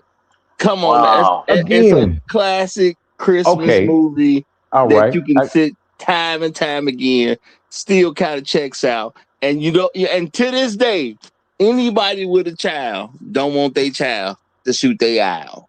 Okay. Okay, let me ask you this then, Roger. Let me ask you this. What is the criteria for a win? Because everything you're describing is subjective. What is the criteria? What are the metrics that say this is a win and this is a loss? It, Give me the it, criteria. well, you know what? We really didn't discuss that beforehand, so I'm gonna be honest about that. We didn't Ah, technically discuss that beforehand, ah. so I guess So we can't have a winner if we ain't got no guidelines to judge them by. Again, we talking about apples and oranges because you have no rules that declare a clear winner, no metrics that we can actually follow. Chef trying to be all technical up here and whatnot. This man, you can't Man, be but technical. hey, it's a participation I'm trophy good at what I do. team. I ain't never tell y'all I didn't know how to box now. I mean, he bobbing and weaving, he's sticking and moving, baby. Golly, why he Muhammad Ali and Mike Tyson.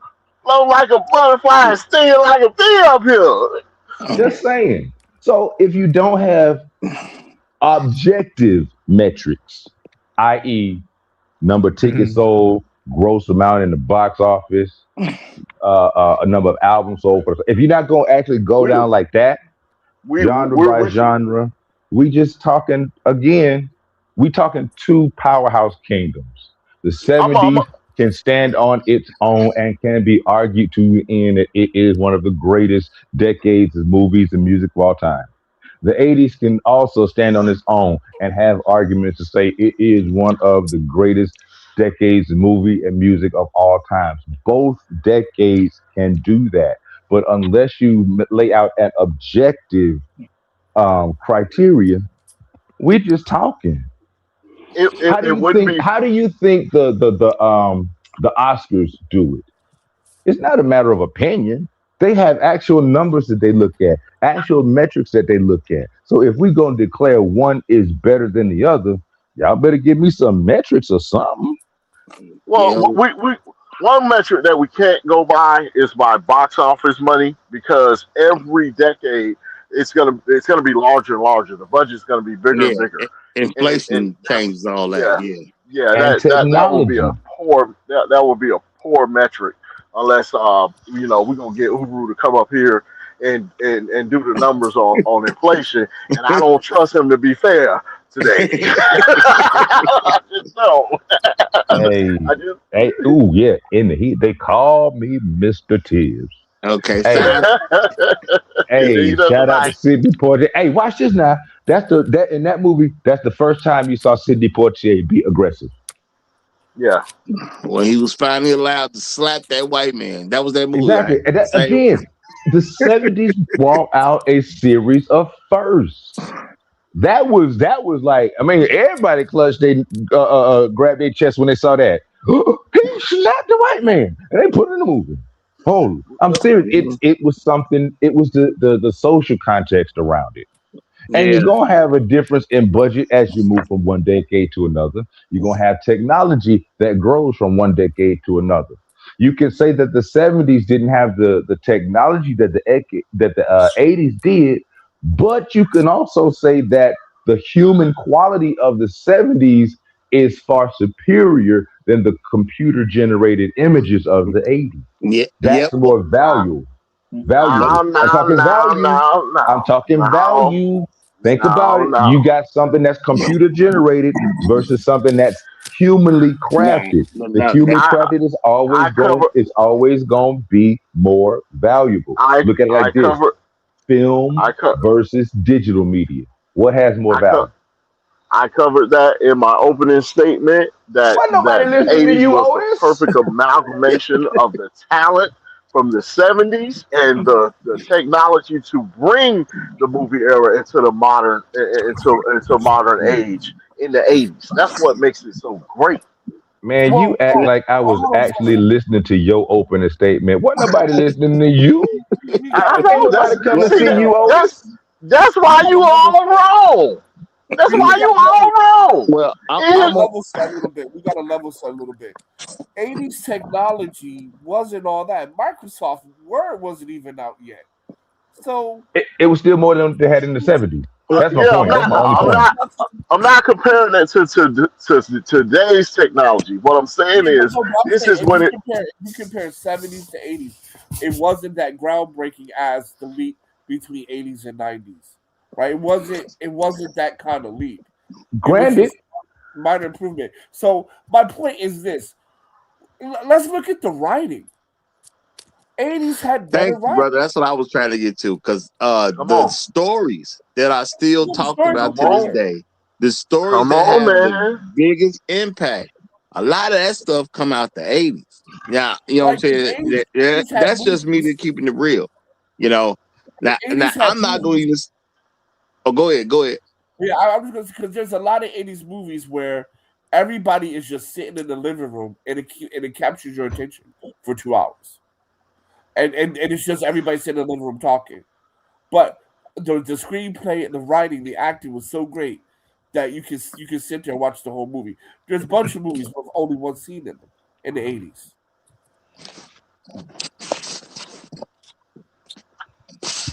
Man, I listen. You got Steven Spielberg and George Lucas came together.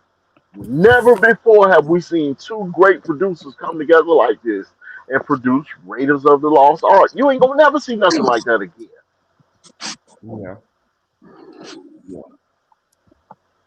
and you will never hear another soundtrack like Shaft. You'll Yeah, never but hear another soundtrack like the Staple Singers. You never hear another soundtrack like Car Wash. we Well, ain't you'll here never talking hear about And, we ain't and, here talking about and music. watch this now. Watch this now. Now that movie Car Wash and that soundtrack, you got something that has lasted up until now, and it is in basketball arenas, on commercials, everywhere you want to look. You can find this right here. Thank you very, very much. And that's out Eh, of the 70s. Uru wanted that element implemented because the movies themselves were just losing too poorly. You got to add music in order to lift up the 70s. In the Now, 80s, man, we had stories, we had action, we had screenplay, bro. Hold on. yeah, This is and I'm gonna say First if of all, okay, go ahead. I'll go if you, let me Roger. just Go say ahead. this real quick. If I was going to infuse music into it, which is cool, but what I would do something like pull out a movie like Purple Rain. That's what I would do. I would pull out a movie it's like a, Purple Rain, which you know what, which happens Hey, to be that a ain't great fair. film, filmed and released in 1984. That's what I would have did. That I'm just That saying. I ain't ain't telling fair. other people what to do. So, I ain't That telling other ain't people what to fair. do. But Cause that's what I Purple would have Rain, did. look, Prince is hold on, like hold my on, wait, wait, all-time wait, wait, favorite wait, wait, artist. wait, wait, wait, wait, wait, wait, wait. So Purple Rain, Hold on. that's not fair because I can listen to that soundtrack. I can listen to any song on that soundtrack, tell you where it is in the movie, what scene, who in I the was scene, supposed to and go they next. next line. I'm just And saying that you ain't fair, I Roger. thought You I hit was below the supposed belt to with go Purple after Rain. Roger. I was supposed to be going after Roger. You're right. You're So right, and I do apologize. My apologies. I do. I can't violate uh, my own rules. you're not gonna find another soundtrack like Beverly Hills Cops. Du- du- du- du- du- du- du- du- du- du- du. Right? Not gonna find another another iconic Synthesizer. song as Dirty Dancing when he lifts that bitch up at the end. You're not going to find better soundtracks of like the Danger Zone with Top Gun, with Maverick versus Viper, right? And let's not forget 1989, the first reboot of Batman. And we want to talk Man. about the ultimate villain, Hey, Jack yeah. Jack Nicholas. Jack Nicholson. Nicholas.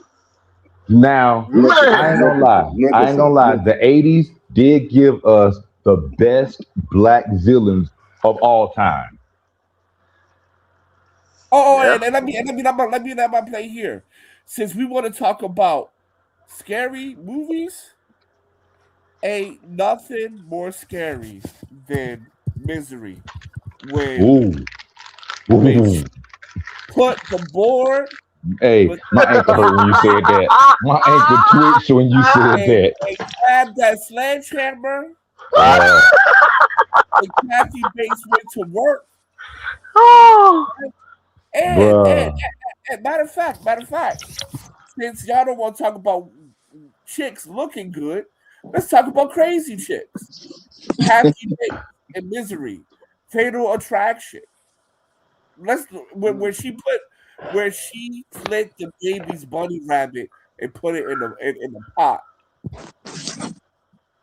and they Yeah. It was found an the explosion of artistic genius when it came to acting in the 80s. and, and Yes. and you know what? I'm gonna land it here. The hand that rocked the cradle. Oh my goodness. I thought about that. The doggone Lynching. high heel. So come Man. on, and the hand that rocked the cradle, and Hey, be- hand that rocked the cradle, misery, and fatal attraction.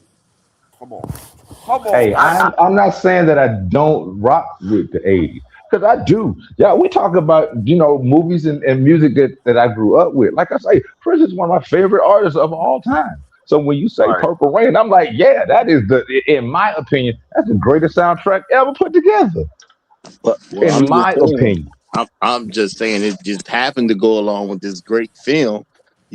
Just for happened to real. star a guy that was in music. That's all. It I just happened mean, to star a in guy the that was in '80s, music. we had movies like Crush Groove that had Yeah. all the hip hop stars at the time. I mean, who didn't want to bust into Roger? I know Hey you man. wanted to bust into the producer's studio like LL did and be like, "Box, my favorite." Man. You understand what I'm saying, dog? I'm trying to tell you, I still watch Crush Groove because I had a crush on Sheila E. I, And man. whew, And man, we had movies like Breaking. The music was excellent in Breaking. Man, John Claude Van Yeah, Damme was one of the backup dancers in there. Couldn't dance a lick. Shaka Beat Khan, Street. Shaka Khan, Electric Boogaloo, breaking Yeah, Electric Boogaloo, yeah. Shaka Khan. Again, we talking greatness, and I'm not arguing that the '80s weren't great, and I'm not arguing that the '70s weren't great. I'm positive on both sides.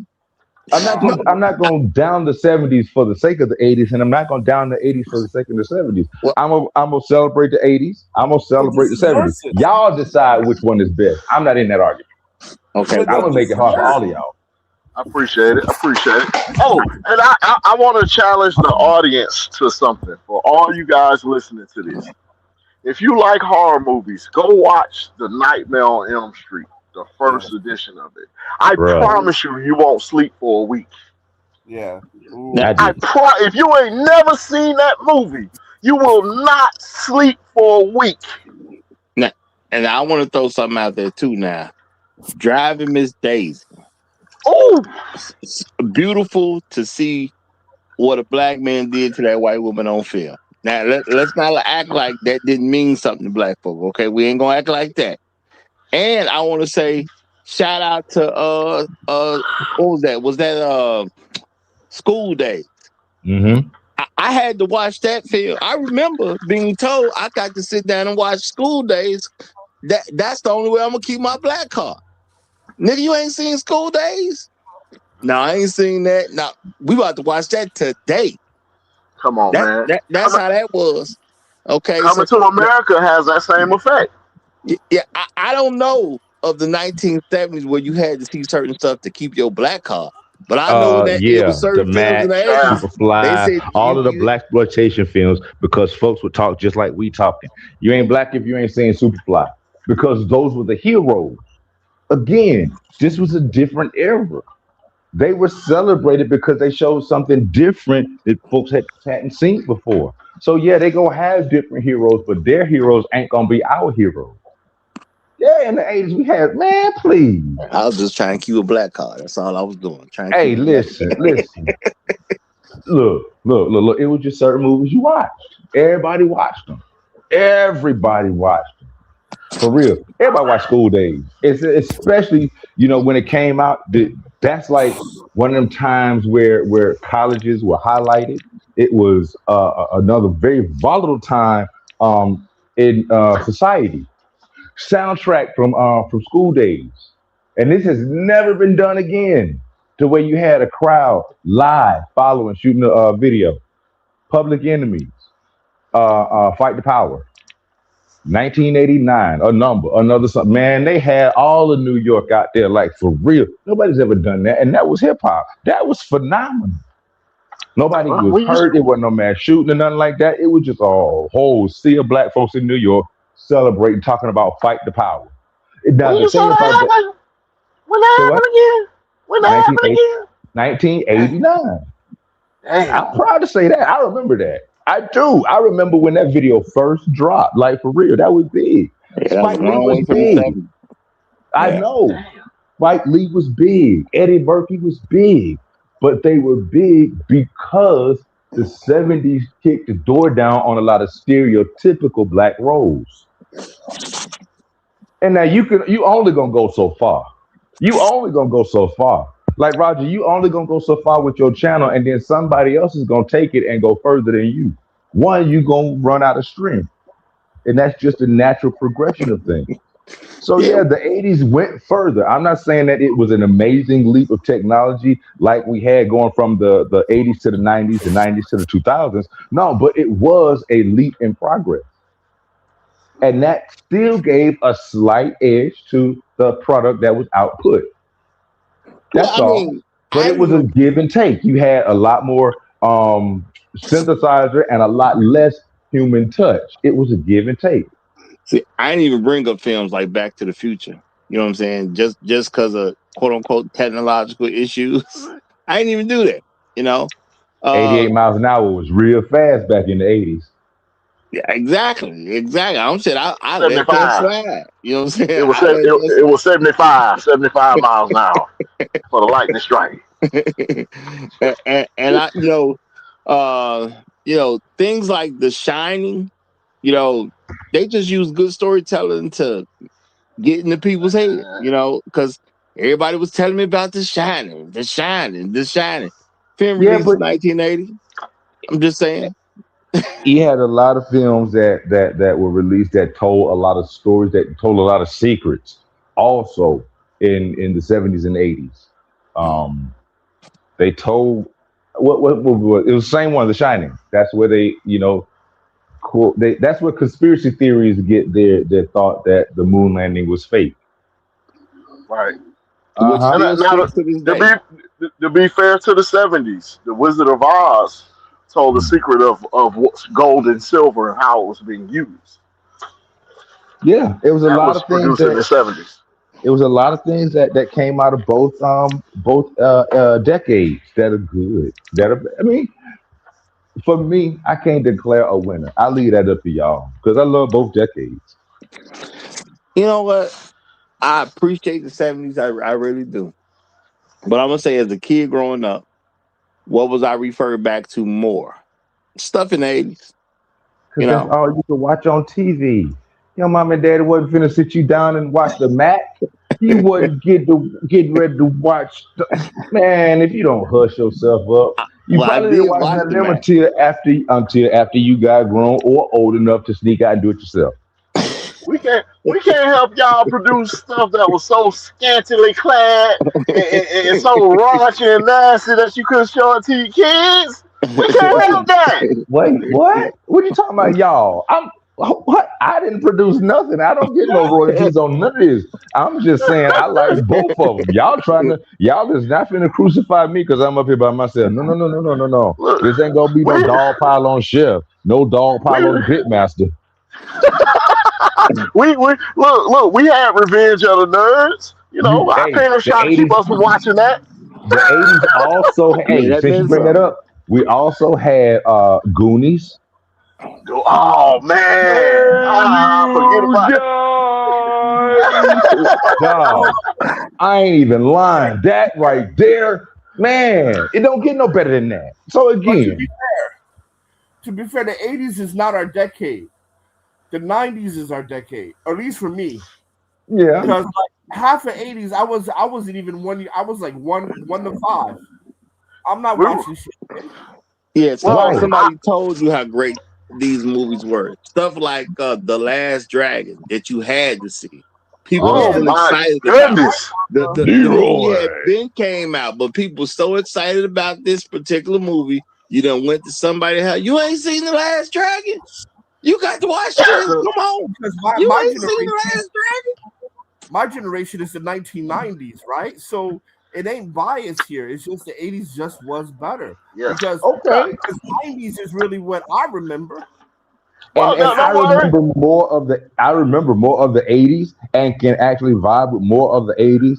But once I got old enough, I actually did go back and watch movies from the '70s, listen to music from the '70s. One, my father was a music fanatic. He played the bass guitar and the drums, so I was always listening to some kind of music from back in the day. So I had a natural drawing to it. And I Right. found an appreciation for it when I did, finally listen to it on my own. That does not take away from me loving the '80s the way I do. Like I say, Prince, that's my man. Purple Rain, greatest soundtrack in my mind ever made. For Man, real. listen. Don't be concerned about the 90s because next week, unless something else comes up, the 90s gonna get their chance against the 80s. Don't Look, No, worry no, about it. We got you. I'm not talking about the 90s to talk about it. I'm just saying like I don't have any type of nostalgia towards 70s. I don't have any nostalgia towards the 80s. And so Right. it's more fair. It's more fair. It's for me. I see it as a bit more fair comparison because my coming of age stories and all that shit was the 1990s, Yeah. right? Man, Hmm. So listen, I'm in the saying that 80s, I'm saying that to say that despite all of that, just the 80s, like y'all keep saying the Purple Rain's the best. I definitely disagree with that shit. But at Okay. the end of the day, 80s just had better. It was just better. Just in better. the 80s, in the 80s, especially in the black communities, bro, when we would go to a drive-in theater, you would take that coal and light it to This keep the nigga said a mosquitoes away and all that drive. stuff. This country man Bro, said a this was drive in. you damn right. Well, You I'm just damn saying, right. if you You focus must on the be black from. card part of it, you know what I'm saying? Because I mean, there was there's a lot of films out there, but if you focus on the black part, it's some stuff that's in the '80s that just mattered to black folks at a great deal. A movie that I didn't get to see back then, but shout out to "I'm Gonna Get You, Sucker." Boy, look at What? here. Boy, look at What? here. Oh, listen. See, you talk about a movie that got me in trouble. I will never forget. I'm gonna get you, sucker. I was in the seventh grade. Me, my friend Tasha, and our friend Karen. We got in so much trouble because we was quoting that doggone movie where Chris Rock was counting his money and said, "Can I just get one?" He went out. We lost him. 100. Dang. Oh my God, if we didn't get in so much trouble because we cracked each other up, man, we were in Miss Beard's class. I'll never forget it. She put us all out. Y'all was in there telling Oh jokes you my ain't even supposed goodness. to know about. See, that's No, we was in there going, you got change for 100? Ooh, listen. Y'all cracking jokes you ain't even supposed to know about. You know, shout out to my main man Gregory Scotland. Appreciate you, my brother. He say, Raj, many films from the 70s dealt with cynicism and mistrust of government, police, courts, and religion. Films like what's this? Serpico, French Connection, Shaft, Yeah. and Parallax View.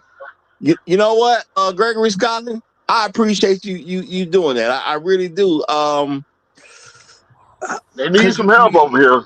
They need some help. Well, I mean, Black Rule dissed y'all. That's all I can say, man. I appreciate you standing up because Black Rule, you know, I ain't saying he didn't get a phone call. we just saying that's a long phone call. That's a long phone call. Y'all ain't finna act like Black Rule ain't important in his own life. Y'all ain't finna act like you done slayed Black Rule. I am not getting ready to let y'all do that to the elders. Roger, Thin Ice, Reset. Your invitation to the cookout is on the line, sir. Hey, listen, all I'm trying to say is we'll take a disqualification victory. We'll take a disqualification victory. We'll take that. Hold on. First of all, let's get something straight.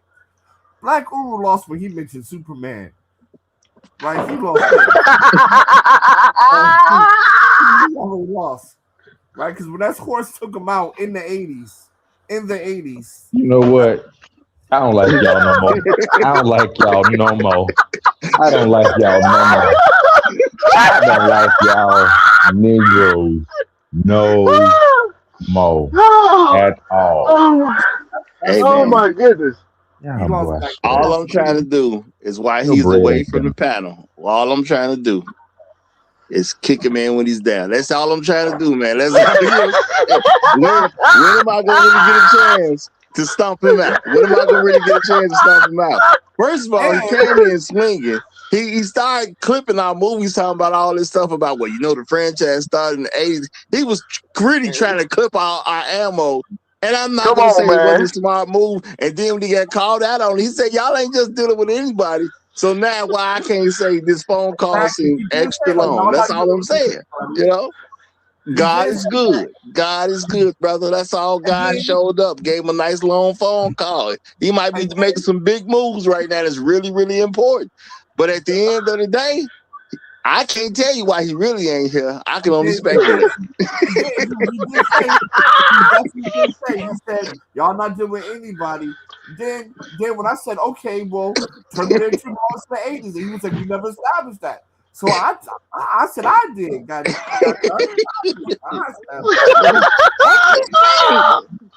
The phone's a little convenient now. I'm saying at first it was an inconvenience. Now it's kind of convenient. That's all I'm saying. You know? Come on, man.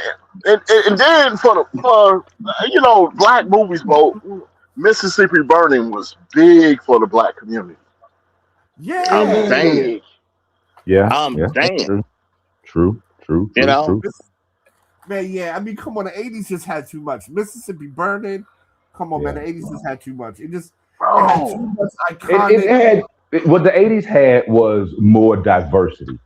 The 80s had more diversity because we can look back at each decade and we can cherry pick all of the hits. But each decade also had its share of flops, like bad movies. That's what we gonna do. No, I'm just saying. You see what I'm saying? See what I'm saying? They got to bring up the losses in order to recalculate their wins. No. What were the losses on the 70s?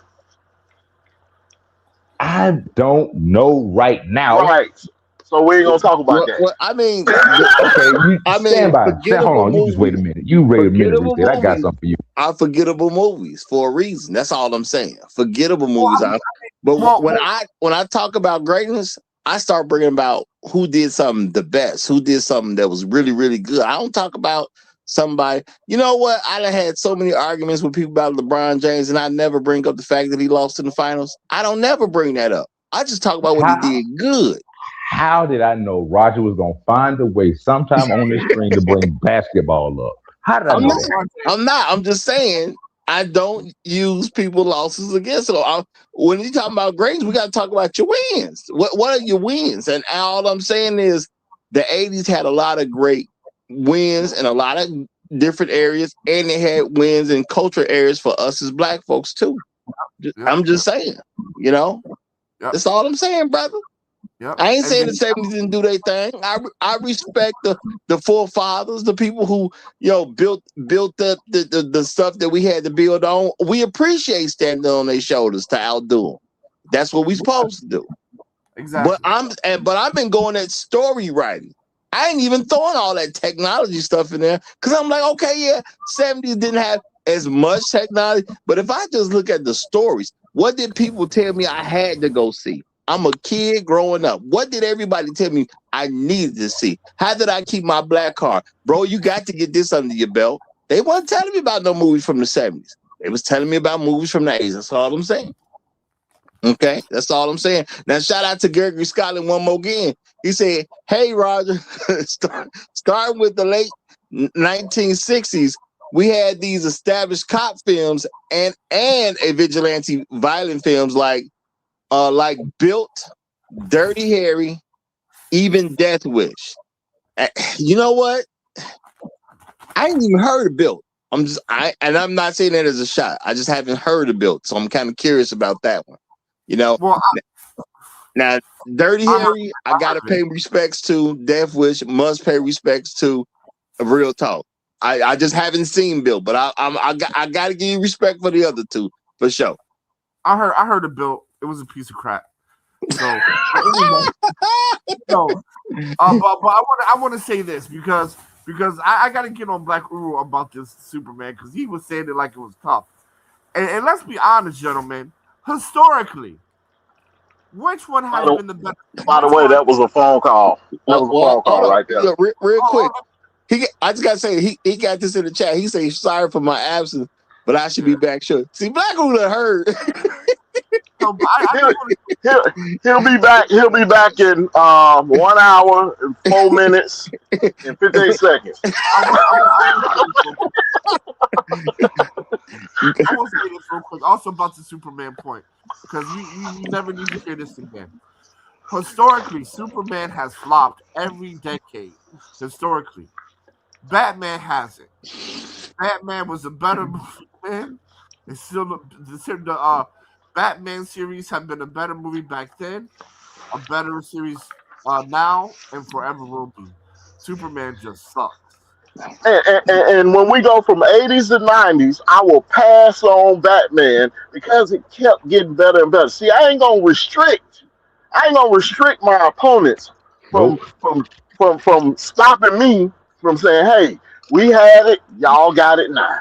You have no better Batman villain than the Joker that Jack Nicholson played. I'm sorry, that's the epitome of Batman. Wait a minute.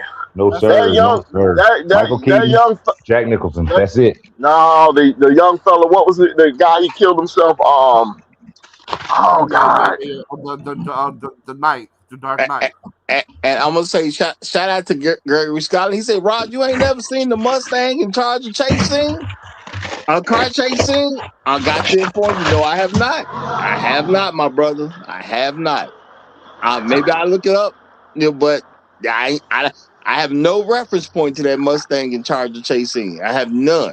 So, and all I'm saying is nobody's told me this the movie you needed to see. Because realistically, that's how I got all these 80s and the few 70s movies that I seen is because somebody said this the one you got to see. I couldn't go to the theater back then when this stuff was coming out. Hey, Roger, have you heard of Dukes of Hazzard? I have. When was that? Oh, that came in the 80s. The General Lee. There you go. There you go. Okay. Yeah, but that was TV. That was TV, though. Yeah, but I'm just saying.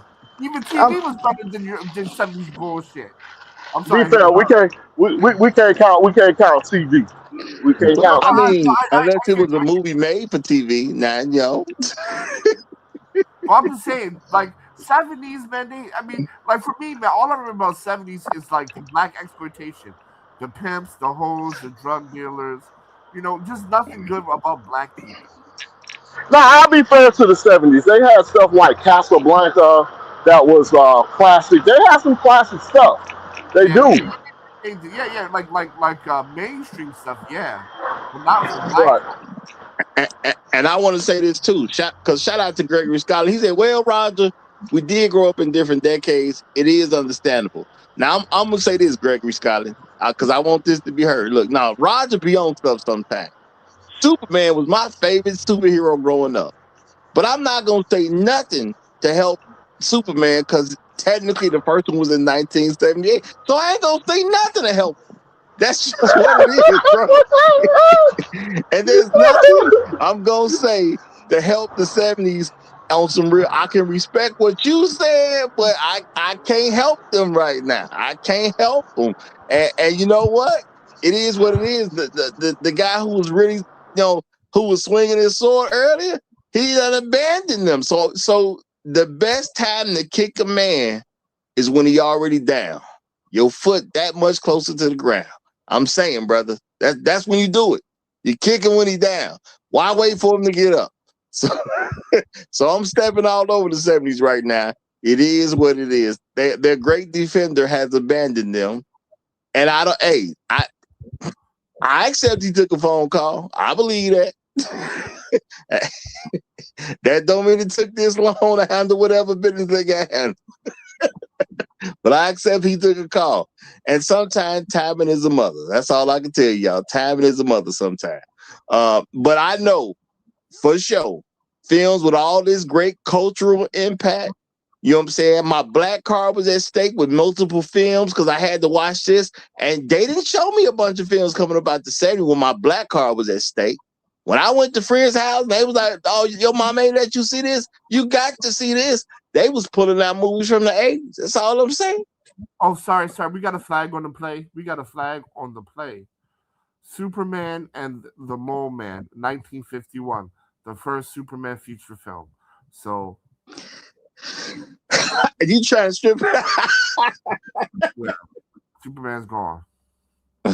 Well, I mean, that Superman wasn't a sequel, though. It wasn't a sequel. It was a franchise. But it doesn't matter. The first Superman feature film was Superman and the Mole Man, 1951. Well, I'm gonna say this. I would be careful with something like that because, truth be told, once you get into the other decades, a lot of films have been remade. I mean, we're old enough now to see remakes of films that we seen when we was young.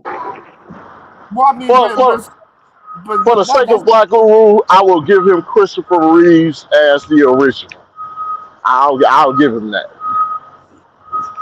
I can take Terminator 2 then. Yeah. And I'm gonna say shout out to Gregory Scott again. He said, "Cause Roger, I grew up with Sidney Poitier, Lola Falana, Jim Brown, Bill Cosby, and Max Julian. And I'm gonna say these are great figures because and definitely I was told to watch some of their work. I can't even lie about that. These folks, yes, I was told to watch some of their work. So salute to all these people because I don't want to say nothing about these folks aren't great and they weren't great in their own right because at the end of the day, this is the Roger Report Live. So I'm just not trying to help somebody else win when they go against me. That's all it is. Well, I ain't scared of them, so I give them a little help every now and then. Uptown Saturday Night was fantastic with Bill Cosby. He did his thing. Gentlemen. 1984 Soldier Story, Denzel Washington. 1989 Glory. There you go, Glory. Look, and we talk about movies. Denzel Washington is the greatest actor of all time. Yep. Right. Now, you know what? My bad, because I didn't even do it. My bad. I got to apologize. I never introduced Bad Black Gamer, and he's been sitting here quietly and patiently. Excuse me, my brother. You got the mic. My bad. Do your thing. No, we all good. Salute to the show. Salute to you, Roger. I just want to put up my screenshot and my avatar. Is there any way you can blow that up? It's from my 80s kids, so 1987, right there for you. Okay. I want to rest my case. He qualified himself. Go ahead and put him up. Put it up. I'm going to rest my case right there. The Lost Boys, RoboCop, Predator, all at the same time. I rest my case.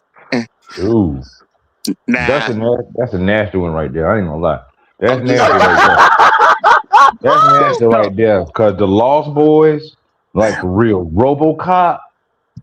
Oh yeah, yeah, Come yeah. on, bro. That hit hard right there. I Now, ain't gonna even now, lie. I ain't gonna now, hold you. That hit hard. I want y'all to just do a little time traveling in your mind and just think about going to a theater and you got these options. You only got so much money to work with, and these the options you got. I'm gonna have to pick one because I ain't got enough to see two. Well, That's I'm hard. seeing all four because I'm paying for one, but I'm sneaking into the rest of the theaters.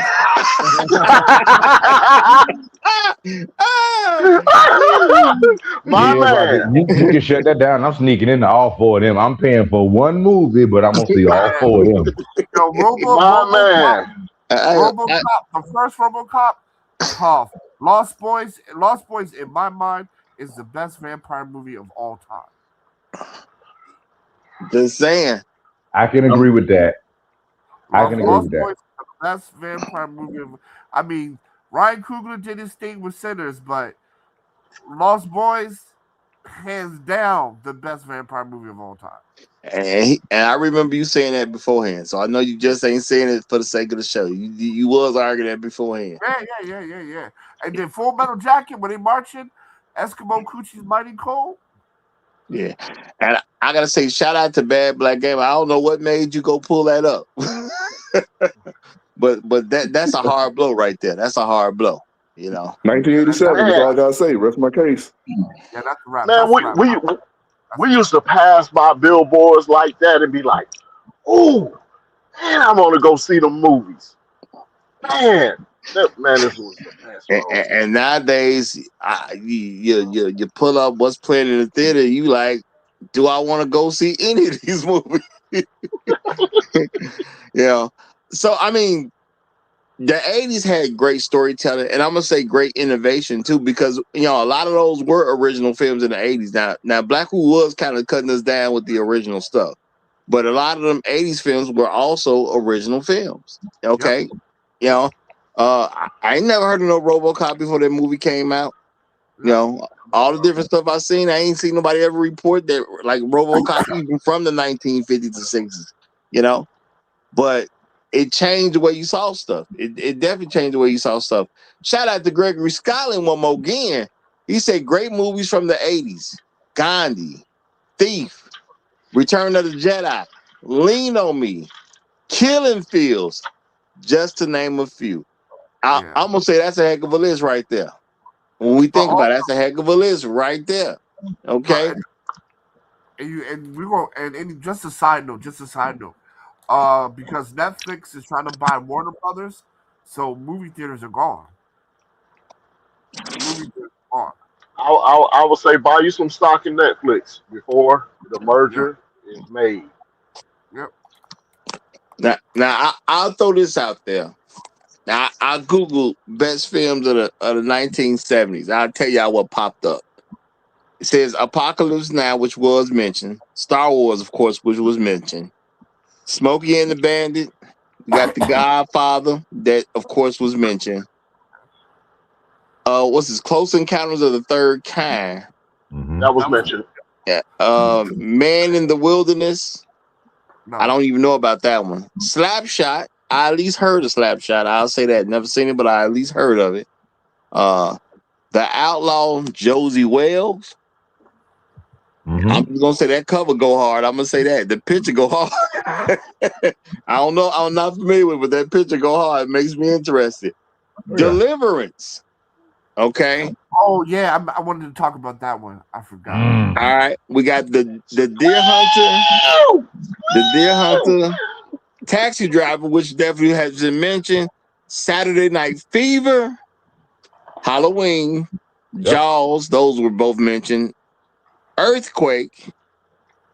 The Bad News Bears. Now, yeah, I get that was kind of cultural. American Graffiti.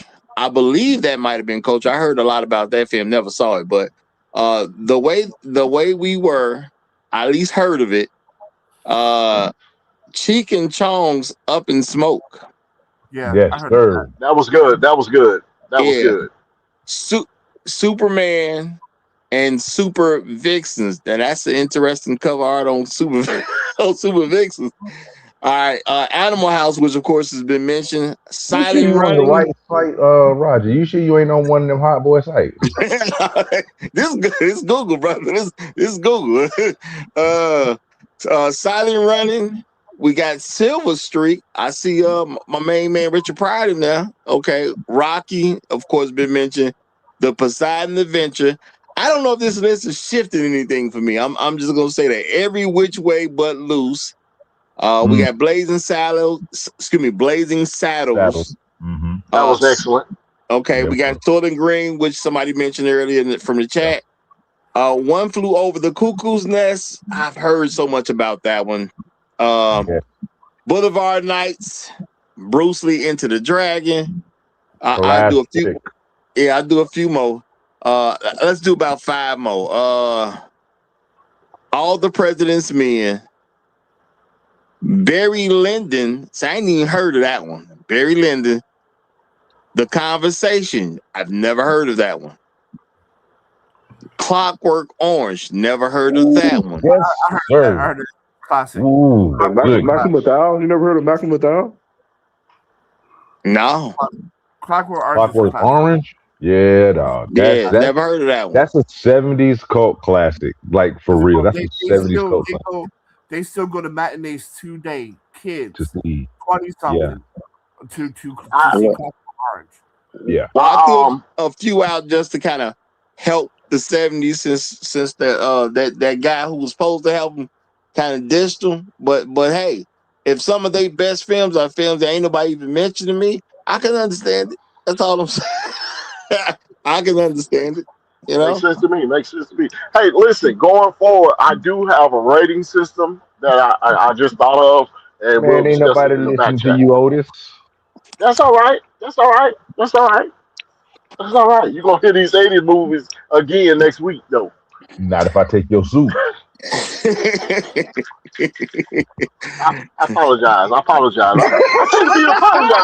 seem to be apologizing a lot today. Man, you can't let nobody scare you with no suit. You can't do that, man. You can't let nobody scare you with no suit. Don't worry about it, because when he leaves, I'm going to be talking again.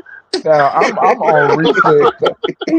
He threw shots at Black Uru this morning in a super chat. I'm like, nah. I'm on you all day today. That was slightly low down. I just said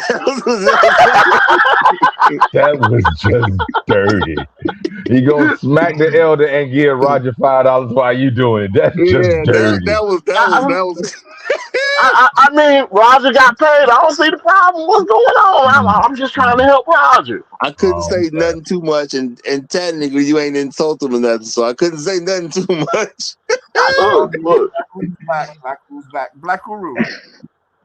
Just to let you know, Superman ain't shit. That's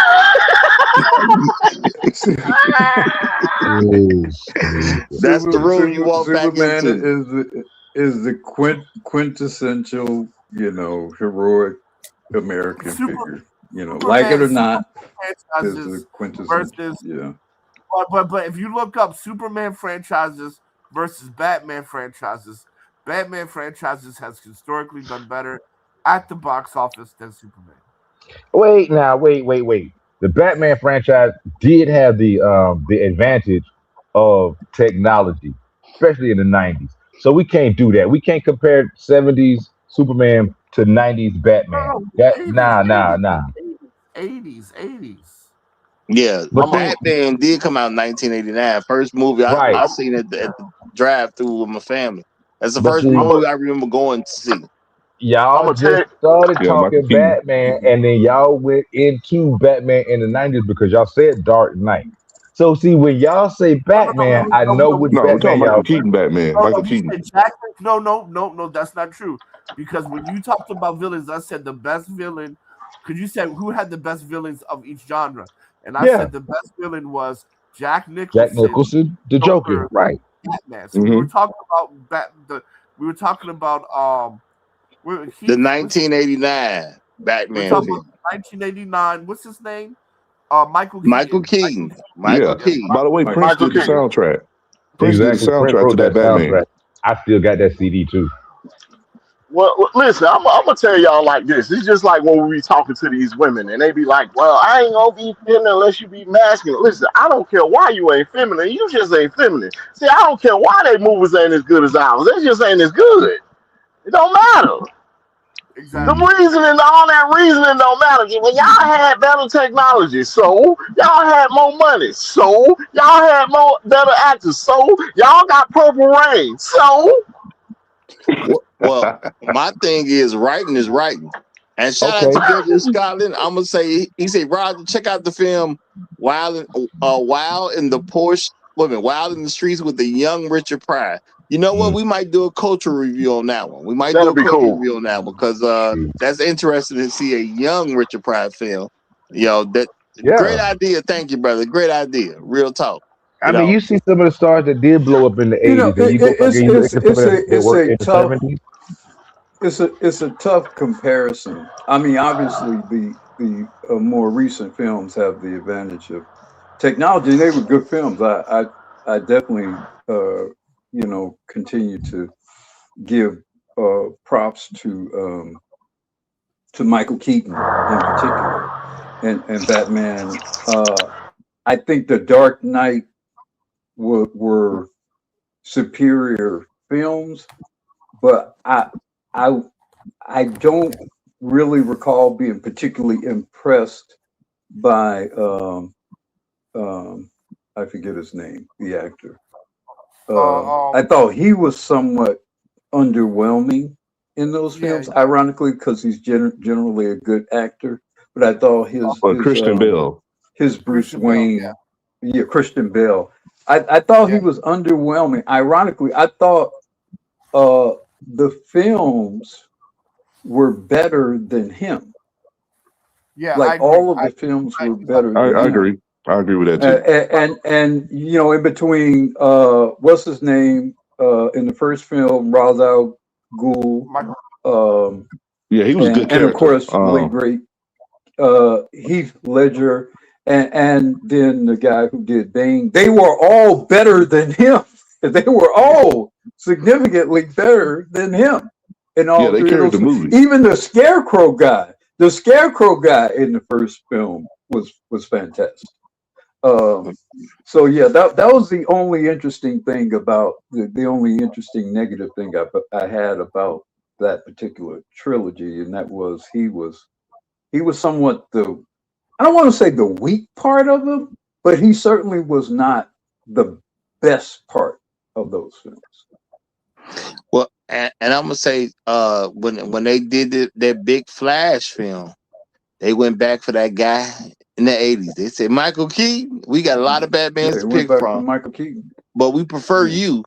Join us in this particular film. That's Yeah. all I'm Now, saying. Michael Keaton is generally considered to be the quintessential Batman, which is so ironic because I remember when they were making that film, and I remember when they said that they had picked Michael Keaton, and all he had done was a lot of these cheesy comedies. So I remember What? being pissed Well, when Black they Guru, you gotta selected remember, him he, as he he actually wanted Batman. to play the Joker. He actually wanted to play the Joker. He didn't actually want to play Batman. Well, Michael Keaton wanted to play the actually, Joker. that would not surprise me because that was kind of the kind of thing he did prior to Batman. He did all these comedies and all of them, and they were good And for to what show they that he could were. do it, he went But back and you made just Beetlejuice. never in 1987 or whatever when you heard that they were making that film and they announced that Michael Keaton was playing Batman. Most of us were pissed. We were like, what? So we were pleasantly surprised by how well he did. We were very pleasantly surprised. Well, we got a new guest, y'all. We got a new guest, so let me let him get the mic right now. We got Ado Sims is in the building. Brother, where you want to chime in on this stuff? Where you want to chime in? Yo, how y'all fellas doing? Happy Tuesday, happy Friday. Damn, I'm all off in the game right now. Yeah, happy Friday to everybody. Great conversation, great conversation. I don't appreciate how y'all was teaming up on Lord Uru though. You know what I mean? But That man took a phone call. it I'm is just what it saying. is. It is what it is. But That's honestly, okay though. as far It take as them all to take down Superman. you dig it, It take them all to take down. as far as substance though, I gotta give it to the '70s. Like you had Apocalypse Now, you had Network, Close Encounters of the Third Kind, Grease, Bad News Bears. I might be Mm. mistaken if I'm saying Coolie High, Cooley High was in the 70s. Cornbread Earl and Me. They killed Cornbread. Like, That's an early Lawrence Fishburne right there. yeah, that was Baby Fishburne. They Yeah. killed Cornbread. They killed Cornbread. Like, so those things like Dirty Harry and all of that stuff. Then you had Stanley Kubrick with like Clockwork Orange and all of that craziness. Like it was if it they started that gangster shit and y'all giving them some bullshit thanks. Because if it wasn't for that '70s turning up the heat, y'all '80s wouldn't have really had nothing What are to you go talking off of. about, You know what I'm bro? saying? So, oh, you had y'all forgot Dolomite, JD's Revenge. I, We hold on. The '80s had sci-fi Terminator, yeah, but right? it's still the substance though. I'm saying like as far as No, no, like but like you get a good morals from it and shit like that. I got a lot of that from like the '70s movies that I was able to watch. there's nothing from the '70s that inspired Terminator. No, I'm saying as far as inspiring to me, like actually like by the end of the movie, I'm learning a I lesson, just getting some trying to morals say out of it.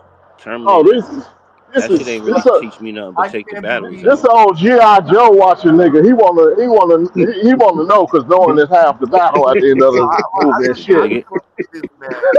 Man, Well, hold on, here's reset. the You act like '70s. Transformers didn't The give us. '70s, you would come. The '70s, you were coming off Vietnam.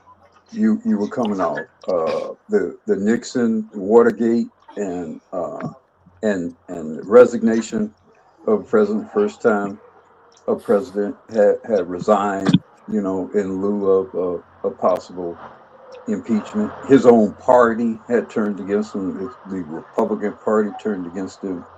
It was a much more, in a way, serious time, or more. The '70s was the last chance for white people. The last chance for white Americans was the '70s. Everything after that was just fuck shit, starting with Reagan. I'm gonna have to say something because this is the second nigga from New York talking this. So I'm gonna expose New York City right now. Yeah, here we go with the Philly New York beef. Well, before you say, let me get the super chat in real quick. Shout out to Trail Billy, and I appreciate the Trail Billy tax on top of it. He said '80s Wildcats, Goldie Hawn and Wesley Snipes, '70s The Longest Yard.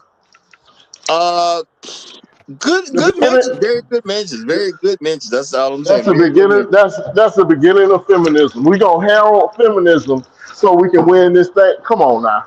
So, Come on now. What so what? hold on. Here we go. See, the thing about it is the reason why New York people like the '70s because Times Square used to be a place where you could get cocaine and prostitutes and 25-cent peep shows. Right, that was in the '70s. Then the reparation came around in the '80s, and they wanted to clean up Times Square. And see, that's why all these New York niggas love '70s because it was the time of the peep show, $25 for TNA. It was the time of cocaine and heroin, and the time of a little trim only cost like 10 cents. Nah, but in my defense, I was born in 1980, so it was like chilling out with my uncles or like my mother and them would like when Blockbuster came out, we would go get movies and they'd grab some of them old joints, and I'm sitting there watching them, and it was like, oh, this is dope, you know what I mean? And even though I was already watching ET and all that, still them '70 joints still grabbed my attention. That's why I definitely got to give them props because it's like I watch Batman right now, the first Batman. And I'm like, nigga, I could see this. It was just like, nah, I'm good. Turn it off. You know what I mean? Like Mad Max. the first Mad Max. I think the first Mad Max was the dopest, if you ask me. The other ones just had a lot of bells and whistles and shit like that. But the first Mad Max, that story was impeccable. And I'm Yeah, gonna say the first that Mad Max was a more serious film and more evocative of, well, the first Mad Max. Shit, if y'all don't watch out 10 years from now, that's where y'all go be. And you want to know In that first Mad Max movie. If y'all don't watch out, man. But Uru, you want to know the ill part about the first Because the Mad shit they Max? pulling around here, man. Hey, y'all better watch yourselves. But the first Mad Max, the brilliance about the first Mad Max was it wasn't a lot of talking in it. They literally used like that camera work Mm-hmm. and just the action of what was going on and Mm-hmm. the scenarios to paint that picture. There wasn't not a lot of dialogue in that movie. You really sit and watch it. Yeah, it was very sober. It was a very sober film, and like you said, it Yeah. was very quiet, and it forced you, because there wasn't a lot of talking. It forced you to really consider what you were looking at, and it forced you also to kind of look at the modern times you in and really think about, are we going to end up like this? You know, that's why it was such a great film. But I was a little nigga when And it I gave first y'all seen. Mel Gibson. Yeah, but I was a It little gave y'all nigga when I Mel first Gibson. seen Mad Max, so I wasn't thinking about like apocalyptic times and stuff like that. So well, I was just sitting in the living room floor and like, damn, you know what I mean? They like this little nigga ain't said a word yet. Let's well, put Mad Max on for him. I So want to throw this out there. Regardless of how spectacular you make a film, regardless of the action and things like that, storylines matter. And when you have great storylines, whether it's wrapped around a bunch of action or whether it's wrapped around a bunch of not too much else going on, you have very memorable movies that can create a great impact. Movies such as Dead Poet Society. That's a big deal of a film. It was no action in Dead Poet Society, but over time it lasts. And I'm saying a lot of great films like that did come out the 80s. Even the white folks was putting out some good stuff because they went and put some great storylines. I mean, the Karate Kid came out in 84. that was trash.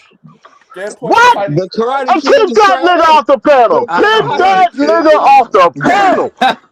Hey, no soup for him. No soup. I mean, saying that Karate Kid was a great movie, that's Yeah. really kind of pushing it, man. Yo, Uru, I grew up watching Five Deadly Venoms, Drunken Master. I grew up wanting to be a literal ninja with ninja Yeah, stars and all of that. Be like Karate Kid. We was looking yeah. at that in the projects. Like, nah, we good. Well, I remember it having a lot of cultural Yeah. impact, and I remember everybody talking about they gonna wax something on and wax something on. Karate Kid was not a movie about martial arts. It was a coming of age story. It was about how to adapt into new environments where you move as a kid a lot around. It's about how to live in an environment when you're a product of a single mom. That's what Karate Kid was about, and that's why it was so impactful. It wasn't about the martial arts. It So was Daniel was a nigga. But and What better sensei than Mr. Miyagi? no, they didn't do that a whole lot in films. Now they didn't have niggas and made them white. They didn't did that plenty of times. But I'm gonna say, Daniel was Wait, hold on, Roger. I gotta say real quick And you because saw him. timing matters. That's why that nigga with the hog. See, he But can see the stuff that y'all missing. He can see it. but Roger, that's a bad statement. Just because he ain't had no father in his life. He that had to have been a black story. Come on, No. bro. No, I'm not. The 1980s. During the 1980s, I'm saying that was pushed as an image. I'm not saying it's real, but that was definitely pushed as an image back then. And like Karate Kid was not about the martial We arts. we went. It was about So a let me coming of age understand. story. We Please let me finish. It's a coming of age story where you're moving to a new place and you have no friends, so you make friends with the old ass weird nigga, the old heads as we called them back in the day, that be drinking 40s. But Yeah, we got Miyagi that. 40, he had chopsticks. Okay. Saki. And I got to read the super chat, y'all. I got to read the super chat. He said, "Here's a film from the 1970s with pre-Godfather Al Pacino, called Panic in Needle Park. It shows the hard life of the heroin addict in New York." You know what? I'm gonna say that too. I'm gonna say that, Gregory. So we might use that one too. That's the interesting concept, Now especially. this is how serious we used to be.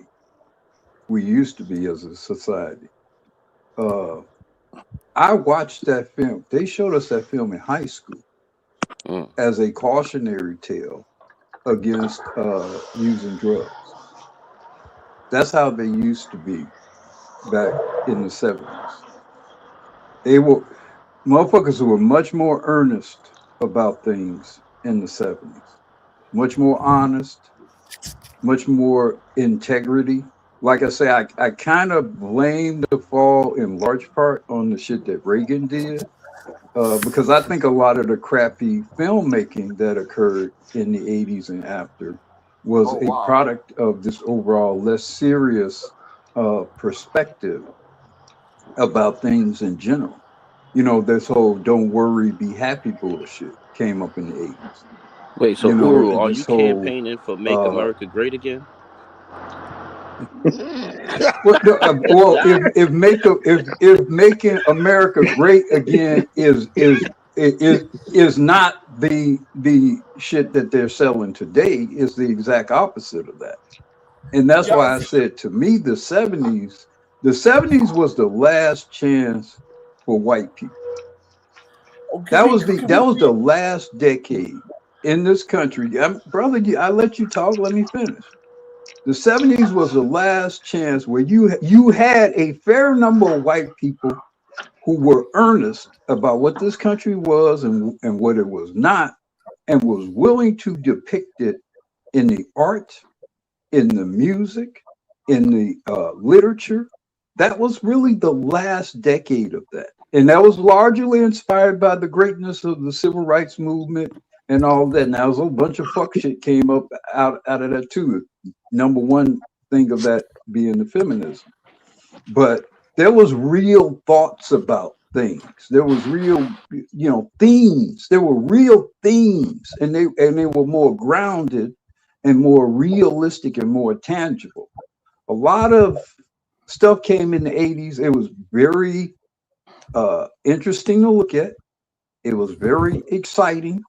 And I will concede the main point I will concede to the 80s is you did get more of certain kinds of art, of black representation in movies. I will concede that point. And maybe television, but that's kind of going off subject. But in terms of the quality of the product, I got to roll with the 70s. So you saying Back to the Future wasn't a good movie?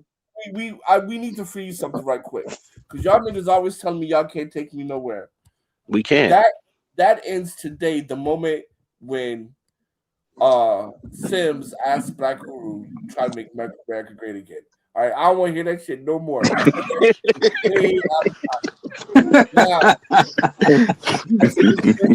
You got a strong point, brother. You got a strong point. Yeah, I mean, I felt slightly insulted by that. But what I want to say is this: you're going to tell me that the 80s had bad quality movies versus the 70s?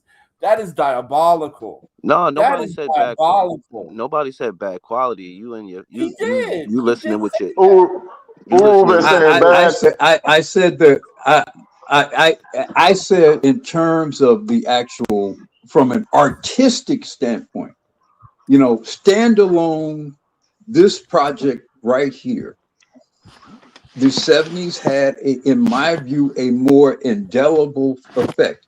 If I'm going to do time capsule shit, I'm going to put more of the 70s stuff in there than I am the 80s. To me, 80s was a lot of cookie cutter. The 80s was a lot, and it started the overall cookie cutter shit of that is that Prevalent now. manifests and dominates Hollywood today. I will say this: 80s had formulas that work, and just because it worked doesn't make them cookie color. It was effective because right now, if you take Top Gun, timeless, Rocky 4, timeless, Blade Runner, timeless, Terminator 1 and 2, timeless. Wait, wasn't Blade Runner in the 70s? Timeless. No, Blade Runner's 80s. Like late No, it's 80s. No, it was early 80s. My bad. Nah. I think it was 82, if I recall. Oh, hold on. What age was Empire Strike Back in? That was the age, but that was 1980. But you gonna hurt don't even mention Empire Strike Back. Strike that. That's when the Empire Strike Back was there. That's all. Who say he want that strip from the record? I want it so bad for that to be 1979. You got the image on the background, so I don't know what we're talking about. Let me get the super chat in. Y'all. Let me get the super chat in. Shout out. I wanted to finish. But it's an echo of the 70s. The Empire Strikes Back is the last echo of the 70s.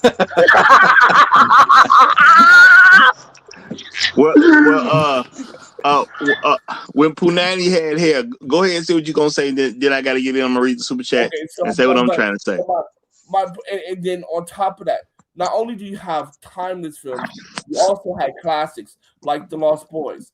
And so to say that artistically we had less quality films of the 70s, it's not only, especially like movies like Misery, it's not only insulting, man, it's insulting. We had in the 70s, brother, we had Gregory Peck in The Omen. We had fucking Gregory Peck in The Omen and Lee Remick in The Omen. I have a question for you, Uru. I mean, I've been scared of kids ever since I saw The Omen. I've been scared of English kids ever since. I have one question for you. I just have one question for you. Did Gregory Peck put a piece of board between somebody's feet and went to work with a sledgehammer? Oh, you talking about the Misery? Wait, why are you hurting my legs right now? Why are you hurting my legs right now? We had a little 12-year-old girl head being cleaned around and jab her pussy with a cross, man, in 1973. Y'all ain't got nothing compared to that. Y'all ain't got nothing compared to that. You got no rap for that. You got no rap for that. Drop the mic, Drop the mic. Do you have a crazy side piece? That ain't real. Hold on. Do you have a crazy side piece that took your daughter Bunny and boiled that bitch for dinner? How about that? They don't try. We had a guy kill up a bunch of people walking slow as fuck through the house, and people still can't get away. And then they use that as the basis of creating every slasher film that came after it. They use that same the Halloween is the template for every slasher film that came after it. And then here's you got another slasher genre that was also the basis of everything came after. The Texas Chainsaw Massacre. 1974.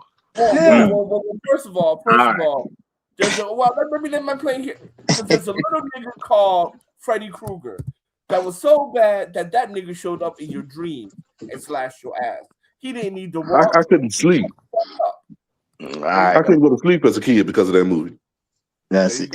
Right now, I gotta get the super chat in, y'all. Shout out to Gregory Scott and one more again. Appreciate you big time, my brother.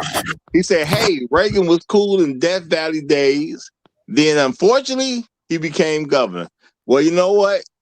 Death Valley days helped him become president because as he became governor, what happened after that. And then he did what he did. And I got to address something that 807 was hitting me with. Because earlier when we were talking about the coming of age story of Daniel LaRusso, he said, "Oh, oh, that's making him black." Well, I said they have always wrapped white skin around black characters because back then, yes, that would have been the thing. That's a black person. You a single mother. You don't know what you're supposed to do. You don't know where you're supposed to be in life. And then some guy would take you under his wing. Nah, That's called Black America. Nah, Roger, you Now, stereotype. no, That's some real no. I'm stereotypical saying, cracker shit you just did, brother. hold on now, hold on. No, they wrapped some skin around one of the greatest characters ever. They put some white skin on him. Superman was a nigga. Right. Superman grow up. Emerald Edge says something. Emerald Edge says something there. I'm gonna read it. He said, Jaws had kids scared to take baths, man. Really? I remember that. I remember kids afraid to get in water, man, from Jaws. I remember people being afraid to go to beaches in Chicago because of Jaws. I remember that. People still scared of the beach because of Jaws. Don't y'all scared to go to sleep. Don't y'all send no more messages for Black Uru and two, there are no beaches in Chicago. There's no such thing as a beach in Chicago. Wait, Uru, did you mention Invasion of the Body Snatchers? No, that hadn't been mentioned at all. Oh, but I was trying to say though, y'all. I was trying to say Superman is really a white character that's made of a black man. If you think about who he is, he's super in his character of a person. He's raised on a farm. He does the right thing even though people doing wrong stuff around him, and he gets his power from the sun. If that ain't a nigga, I don't know what is. Yeah. Well, see, and did y'all Yeah, that probably getting the power from the sun, because you know they definitely ain't built that way. Y'all also forgot about Deliverance. They ain't getting no power from the sun. Deliverance got black people scared to go camping to this day. What are you talking? Black people on camp. What are we talking about? You never seen Deliverance? I don't know Deliverance, and I've been camping. Wait, you never seen Deliverance, right? Never seen Deliverance, and I've been camping. Wait, bro. So how y'all even having this conversation and y'all ain't even seen the classic '70s joints? Well, that's what I said earlier. When people was telling me these movies I got to sit down and watch to keep my black card, Deliverance didn't come up. That's what I'm saying. I thought Deliverance. No, not your black card to keep your film judgment card. Like you be doing reviews and all that. You gotta know the classics. I'm just saying, ain't nobody bring that up to me. That's all I'm saying. Hold on, Shark Film. First of all, it's homoerotic. So you trying to get me to watch the homoerotic film? Is that what you saying? We get ready to go in a bad direction. That's what we doing. I ain't know what the hell homoerotic. I ain't know what the hell homoerotic. We get ready to go in a bad direction. And it was still a brilliant movie. They keep mentioning how great this movie is. Tell us what's so great about it. See, now you got me curious. I'm over here what's talking so great about the movie. They didn't bring this to me, that was a good and now I'm starting to get an idea why people didn't bring it to me. But you telling me I need to see this movie. Time out. See, and that's where I go to differ with people with stuff. When we talking about art, when we talking about making movies is an art. It is. Oh, so he gonna be for Brokeback Mountain in the 2000s. Hold on. How you work that camera is an art. Placements is an art. Like that's what I'm saying. Y'all taking away. Y'all minimizing this fucking. This thing called the art to the most minimalist things ever. Mr. Sims. To the most minimalist things ever. Oh no, Mr. Sims, with all due respect, sir. It's an art. I'm cool with That's what they say about all the demonic music and imagery they put on television. No, they don't. They don't say that. With all due respect, I'm not trying to place a camera nowhere near somebody's booty hole. Look, I'm gonna You're say doing too this. much right now because it I'm wasn't gonna none say of this. that. Look, wait a minute now, the y'all. 70s were it was a more honest. It was a more honest. We had a film called Taxi Driver about a vigilante taxi driver that effectively adopts a 13-year-old hooker, played by Jodie Foster. Mm-hmm. Very honest depiction of reality. You couldn't have made that movie in the 80s or the 90s or the 2000s. I don't even know if you could make that movie today. You But can't in the make that movie today. 1970s, yeah, you can make a movie about 13-year-old hooker. Yeah, Now, you can't make I do want to say this though, just for the integrity of the show. The movie Deliverance was mentioned.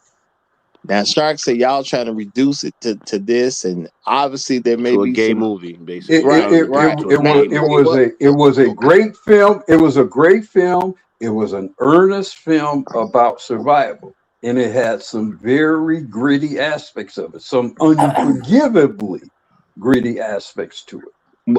But what I have to say though, what I have to say to be fair on both sides, because of a person that has not seen the movie, and all I said was, did nobody tell me to go see that one? And when he started saying that, y'all trying to reduce it, I'm gonna say, to be fair, it is unfair to say they're trying to reduce the film to just being something that's homoerotic. If you don't A get lot why the movie is good. a lot of people struggle with the film because a dude got butt raped in the film. Okay, Okay, hold on, no, wait. no. Yeah. I want this to Okay. be heard, y'all. I want Or this to be heard. assaulted. Yeah. My point Yeah. though is, if you say y'all reducing the film just because there's some homoerotic stuff in it, and then you don't defend the greatness of the movie, I'm saying flat on the play both ways. Because You ain't give me Let, a chance. Y'all no, no, talk. no. Let me ask. And Without Uber already said it. without that scene, is it still a great movie? No, no. Wait, time out, It's time out. still a So great you think movie. No, that don't scene? time out. Don't Because Wait, time here's the out. thing. hold No, on, yo, let hold on, me. hold on, hold on, hold on, hold on. Did The you just? film was So you about think? hillbillies. The film was about killer hillbillies. They use actual fucking hillbillies in that movie. They use Okay. actual toothless hillbillies in that movie. It was a very gritty, a very earnest depiction of don't turn off this road here, cuz. Wait, Uru, It was like a real life sort of horror film. wait, Uru, you didn't catch what Great Black Reset said. He said, so without that scene, was it still a good movie? Nigga, I said great. I said great. Yeah, See, wait, that because so now, wait, now everybody hold on. that So you wait, wait, wait, wait, reset. everybody, So you're saying, I'm just so you're I'm saying, no, defending hold on. what you're So you're saying asking, what that you're scene, saying. hold on. So you're saying that scene is what made the movie great? No, Well, I I'm saying asked you. I asked you. let me I'll take that. can I I took that address as an that? Can I underhanded address cheap that? shot. The reason why that scene made the movie, it was a great film. But what really the reason why that scene made the movie great was because it was honest. It was I rest my honest. case, It Your Honor. was I rest my case, Your Honor. in the 80s, you don't have that happen in the film. You know, some magical thing happens and somebody's rescued or some bullshit. You know, Ned Bailey had to live with making that scene for the rest of his career, for the rest of his career, for the rest of his life. That right. was an So honest position he took So as an actor. if Now he might if have he later had regretted it, I you will know. say if that he was hold on. I will say that might be the scene in the movie that everybody remembers and hawks on. I can tell you that much. But without that scene, it was still a great movie. Yeah, without nah, the bro. scene, it was still a great movie. That movie was But the with shock value that of it. scene made it completely honest. That Made scene it made it a completely honest film. yes. Listen, Yeah. what, listen. Everyone that says that movie is a great movie. Everyone that mentions, hey, this is why black people don't go camping. The reason is that scene. Nobody ever mentions that movie without mentioning that scene and says, "Hey, it's a great movie for you to see." Because it's one of the illest Be parts. honest. It's one of the most crazy and provocative scenes in the movie. Well, with every great film, there are going to be a few scenes that people emphasize. That don't mean that the whole totality of the film is based on that scene. If it was a bad film with just that scene, then it would be like it was some bullshit ass movie, and the guy got Fucked dead from behind. bumped in the But ass. nobody says that. Nobody Exactly. says that. It was a great movie. It was a great No. movie about. Deliverance In fact, when you is talk not about, hold on, it's when you talk about this genre of survival movies and being hunted and that kind of stuff, that's a progenitor of those kind of movies. It no. is the progenitor. Deliverance, No, It is the progenitor. but deliverance is yes. synonymous. Deliverance is synonymous with what happened to that dude that got pegged. At the end of the day, it's yeah, maybe some people say maybe some people will say it's great, but what makes it memorable is absolutely the scene where he lost his back virginity. Well, if you want to say that, I can't. I'm not going to Well, sit here and look, argue back and when forth with you about when that you shit. see a film, if it's a great film, and if there's a shocking scene in that film, people are going to remember that shocking scene. Just like That y'all don't was mean talking it's about, not a great film. just like y'all was talking about misery. Y'all went straight to when she put the board between his feet and knocked his feet together. Y'all ain't talk about Exactly. how she was obsessing over She him, she how won an she Oscar actually for that got him. film, but she didn't win an Oscar for that film just because of that scene. She won an Oscar for that film for her overall performance in that film. Without an overall great acting performance, it's just another cheesy '80s horror film All right. Now I'm gonna without get her these super acting. chats in. I'm gonna get these super chats in. Shout out to Gyogami. He says, "Long live the habitual line steppers. Great clash for the '80s, for the ages." And he got his popcorn out, so he enjoying this one. Hey, appreciate you, my brother. Appreciate you, my brother. Also, shout out to Bad Black Gamer. He said, Can you imagine finding out a ninja black man, your father, and you white man? Mic drop. Hashtag Emperor Straight Back. Hashtag 80s baby. Well, you know what? I'm gonna tell you this, brother. I'm gonna tell you this. I don't think Luke ever knew. When you think about it, if you're gonna throw the black man in there, when would Luke have really had a chance to know that his father was the black man? When you think about Yeah, because he never got a chance to see his face, did he? it, I don't remember He Luke did. seeing his He, face. he did. He saw his face after the ship was started going down, and he tried to rescue him. Yeah, I guess he did. Yeah. Wait, Yeah. but uh, yeah, y'all be going overboard. Because He took it. He took his. Anakin Skywalker is Darth Vader, right? Yeah. Okay, then. It's just Thank you. a white man Anakin with a black Skywalker voice. was That's white. all. Well, A that's white a man with a reference black to voice. James. It's a reference to James Earl Jones was actually the voice actor for the entire movie He was the voice actor. Okay. until they took the mask off and you see the white guy. But the whole time he was talking behind the mask. That's James Earl Jones. Well, Yeah, yeah, we know that. but we do have to say that he was played by a white man because a white man was the person actually walking around in the suit and all that type of stuff. Correct. James Earl Jones never did that. That was the white man. So Yeah. they just found James Earl Jones' voice and said, "Nah, we got to replace dude." That's all. you know. Hey, great decision on their part. Great decision on their part. And maybe Star Wars not the movie it was without James Earl Jones. And It I'm Now gonna this say that's absolutely is probably not. very true. this Absolutely now is let me not. ask you this question: if you take James Earl Jones' voice out of it, Star Wars isn't a good movie. It's not the same. It is not the I would same. say it was probably just a good movie because technically Star Wars has proven itself to be a great film and that's a juggernaut in cinema. Period. But if you take James Earl Jones out, it's probably just a good movie. I ain't gonna say it's All of the bad, all but of it the, ain't the nothing like it was.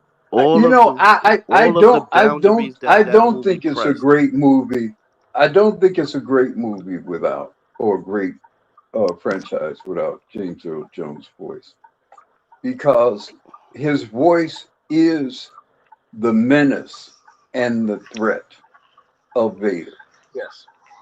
Not his body, not his lifesaver. I mean, all that. You could have put any man. You could have put any relatively large sized man in that getup and have him walk around and make gestures and pretend to work a lightsaber, and that could have been anybody. You could I only have I one disagree. human being to you could only have one human being who could have been the voice of Vader. Period. I I to disagree. to But explain the greatness of James Earl Jones and his Well, voice acting, even well, while he's acting, you well, got to watch Conan the Barbarian. and I I let me throw this something out. Oh, totally Conan disagree. the Well, voice of the man and Kodak. Yeah, you're right. well, The character that he played, and at the end of Conan the Barbarian, just before he's killed. Oh, that is sublime. yeah, But Uru, I, wa- I Uru, want to what say year real Let was quick. Conan the James Earl Barbarian? Let Jones is Roger doing get his in. thing, man. Let Roger get in. He Yeah, having He a was fit. doing his Let Roger thing. yeah, get I'm in. trying. I'm sure trying because I got to get the super chat in and I got to get a statement in. Shout out to Gilgamy again. He said it was mentioned by Reynolds. Hey, appreciate you, brother. He says The Exorcist, 1970s, and Hmm. yeah, those films did a whole lot, but we got to credit that to the 70s. Those films did a whole lot. I And think The Exorcist is the greatest horror film, yeah, religious film, and a film about a mother that's ever been made.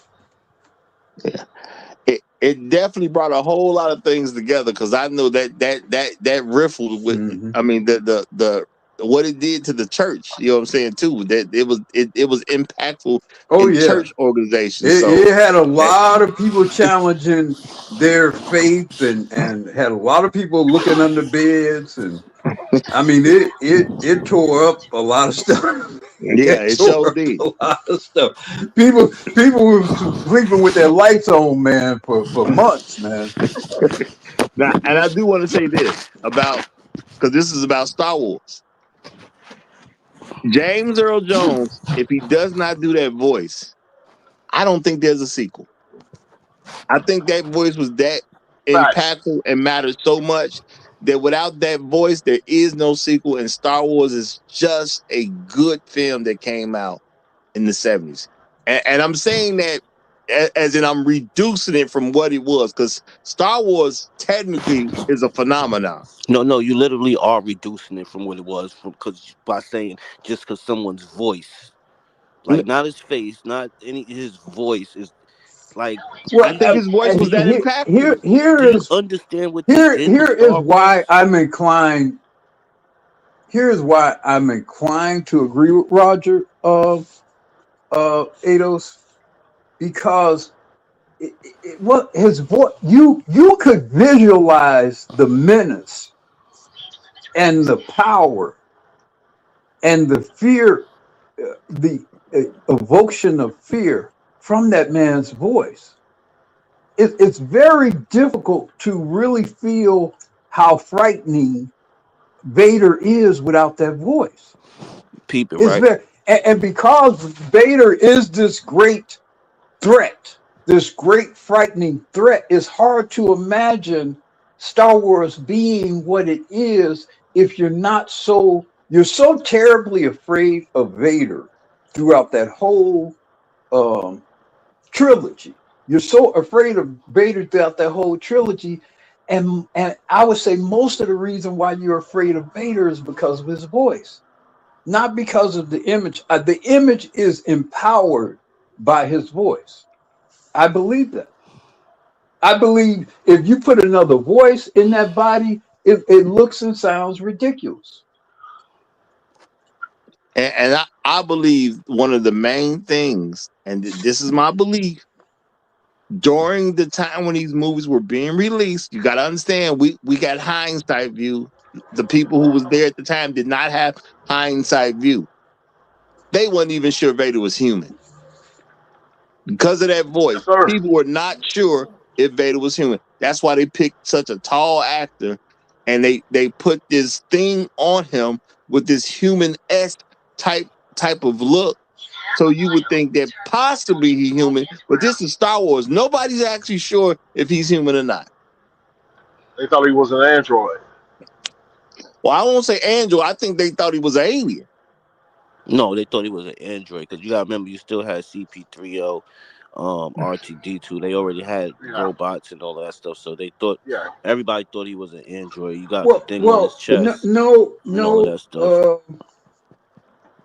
I ain't never heard Well, nobody say they thought he was an alien. we had it explained to us that Vader had some prior association with um, Kenobi. You know, Obi-Wan Kenobi. so we knew he had to have one. We had to at some point been human. We knew that he had to at some point been human, but he had been distorted by the dark side and by the technology.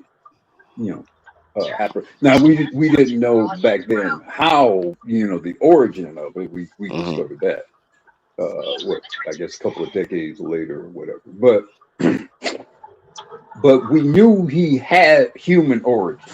We did know that he had human origin. We just didn't know all the details behind it.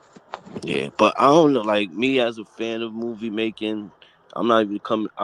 That's why I'm looking at it a different way than you guys because I'm coming at it from a person who's taking in the awe of making a movie, not just watching it, like making it, like the brain power that went into this and the trends that is set afterwards.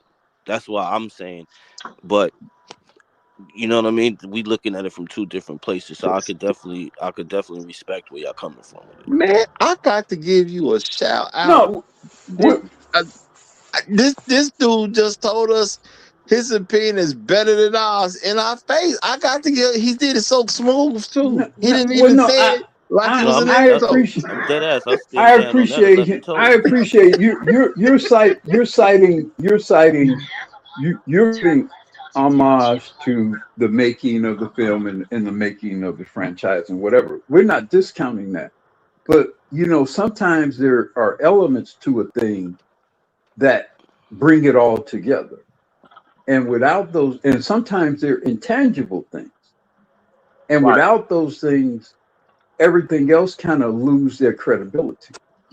Look, Now, see, like if we're not afraid of Vader's voice, a lot of other things that we see don't have the same resonance. But when that's why I said he's I could definitely storming respect through, where y'all coming from. I yeah, could definitely and respect we're because hearing James Earl Jones take him away. I mean, the shit kind of it gets in your it gets in you. He had the kind of voice that gets inside of, and it affects you emotionally. copy. Nah, but like I said, I could, like us, I got, I can definitely respect where y'all coming from, but it definitely can't, like y'all just crazy, you know. Yeah, no, and I'm just joking with you about how you seeing it, and I do agree with you because for great films you got to look at all these different components at the end of the day. And I'm gonna say shout out to Gilgamesh. He said, the voice is impactful when people read the Star Wars comic books or novels in his voice in their head, like Kevin Conroy for Batman / Bruce Wayne. And I'm gonna say Gilgamesh Of makes some course, very that's good and another solid point great one. right there. Yeah, that's a great point. That's Very another good point. great one. It's hard. How do you visualize those Batman comics without Conroy's, rest in peace, without Conroy's voice? It's not the same. Exactly. And shout out to Trail Bentley also. And he and appreciate the Trail Bentley tax as well. I didn't say that on the other one, but appreciate the Trail Bentley tax on that one too. uh, he says with the mushroom top helmet, Vader looked like a big Vader looked like a big black phallus. I'm gonna say okay. Oh, I'm not gonna argue with that. What I'm gonna say though is, well, I'm gonna say this, y'all, because you were watching the Star Wars franchise, which we didn't even know was gonna be a franchise. It was just a movie at that particular time. Again, I think without that voice, ain't no sequels. I think all that stops right there. You know what I'm saying? For the most part, that's what I really, really believe. I do believe that because of you got the right voice to be in the right situation at the right time, and I'm just thinking the movie goers, because there was some reference that they had dealt with each other, but the movie goers at the time, I'm thinking that they're thinking this guy's alien. There's something to this guy. He's got to be a. That's why he's so much bigger than everybody else. But I think that's what they was going for. That's what I disagree with you with. There was going to be a sequel to this with that orchestra and them visuals. It was no way this wasn't going to be a hit. I think No, Darth Vader's voice threw it all the way just threw it all the way out the building. But that right there was already going to be a hit visual. The visual with the music, that was just bananas. I would would concede it would have this been way. it would have been the Bulls without Michael Jordan. That's what it would have been. Negative. Well, you know what? I'm gonna give it this way. I think it would have been a discuss sequel, as in they gonna have to discuss it and convince somebody to make a sequel. Where the way it came off, everybody knew this just what we got to do. No, I give it that. They would have made a sequel, but it would have took a discussion. But with what they did, it wasn't really no discussion on if we're gonna do a sequel or not. We kind of gotta make a sequel. It's too big. but like I said, I agree. It was like Offset said, the Bulls without. No, it was like the Bulls without Phil Jackson. To Steven All right, y'all. Spielberg is Michael Jordan. I'm going to take a risk because J-Lock coming up here at the very last minute after the 3-hour mark. Oh, I didn't know that. Some niggas just ain't got no respect. They just ain't got no respect. My bad, OG. No, it's cool. You done came in that. So what I'm gonna do, y'all, no matter what he say, I'm gonna let that be the last word. I hope I don't regret it. Niggas coming in super late. I hope I don't regret it. But J-Lock, you got the last word, man. Do your thing. All right. I'll say this. This is Star Wars is a very classic movie, and it's very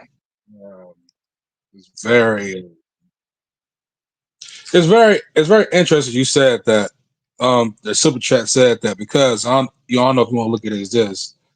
If you really look close attention, Darth Vader is the tallest out of all the soldiers, and the leader of the group. And that symbolizes is when he said that the super chat, it looked like a phallus. It's actually some truth to that because he's supposed to be he's supposed to be this iconic villain, but with the biggest, tallest, masculine, intimidating villain in this movie. That he's the one that you're supposed to go to. He's the one you're supposed to you speak to, and everybody fear him, respectfully fear him. So it is symbolized that way for a reason. Because you look at today's world, what everybody focuses on, what blackmail, fallacy, and intimidation of it, and the leadership it brings, and the fear and stuff like that, the stereotypical stuff. So in today's real world. So you basically talking about the metaphysics of the whole breakdown. I dig that. Yeah. Okay. Well, you know why it's dangerous to give niggas the last word no matter what they say? Because sometimes they may come up here talking about dicks. But hey, y'all, it's been a great show. No, I'm joking. I could not do it. No, it's a great point because the black man's phallus is always on the white man's mind, on the real though. So yeah, I'm joking, but I do understand the seriousness of the statement that he just made. But sometimes I get too silly. I couldn't let it go. Always on the white man's mind and always on the white woman's lips. So it's been a great show, but we're gonna close it out, y'all. We're gonna close this out. I hope y'all enjoyed it. I'm gonna say in the comment section, y'all tell us, the audience, y'all tell us what you think. Where do you kind of lean to after today's discussion? Did we make it right for the 70s, or do we push the 80s a little bit better? Y'all just put it in the comment section. Y'all have a great rest of y'all day. Enjoy your weekend. If you're new, make sure you subscribe to the channel. We do some very interesting stuff here, Monday through Fridays over here. Chicago time. Not where you at. Not where you at. And that means you got to be in Chicago. Chicago time. We ain't talking about Joliet time. We ain't talking about no Palatine time. We ain't talking about Barrington time. We talking about Chicago time. Okay? You might be in Philly, not Philly, Chicago time. Y'all keep that in mind. Long live the Habitual Line Steppers. Oh, yeah. We're going to do a culture review Sunday for the movie Idiocracy, y'all. Sunday at 6, we're going to do a culture review for Idiocracy. So meet us there, too. We're going to have a great time. Long live the Habitual Line Steppers. I'm Roger. I'm right. And I'm out.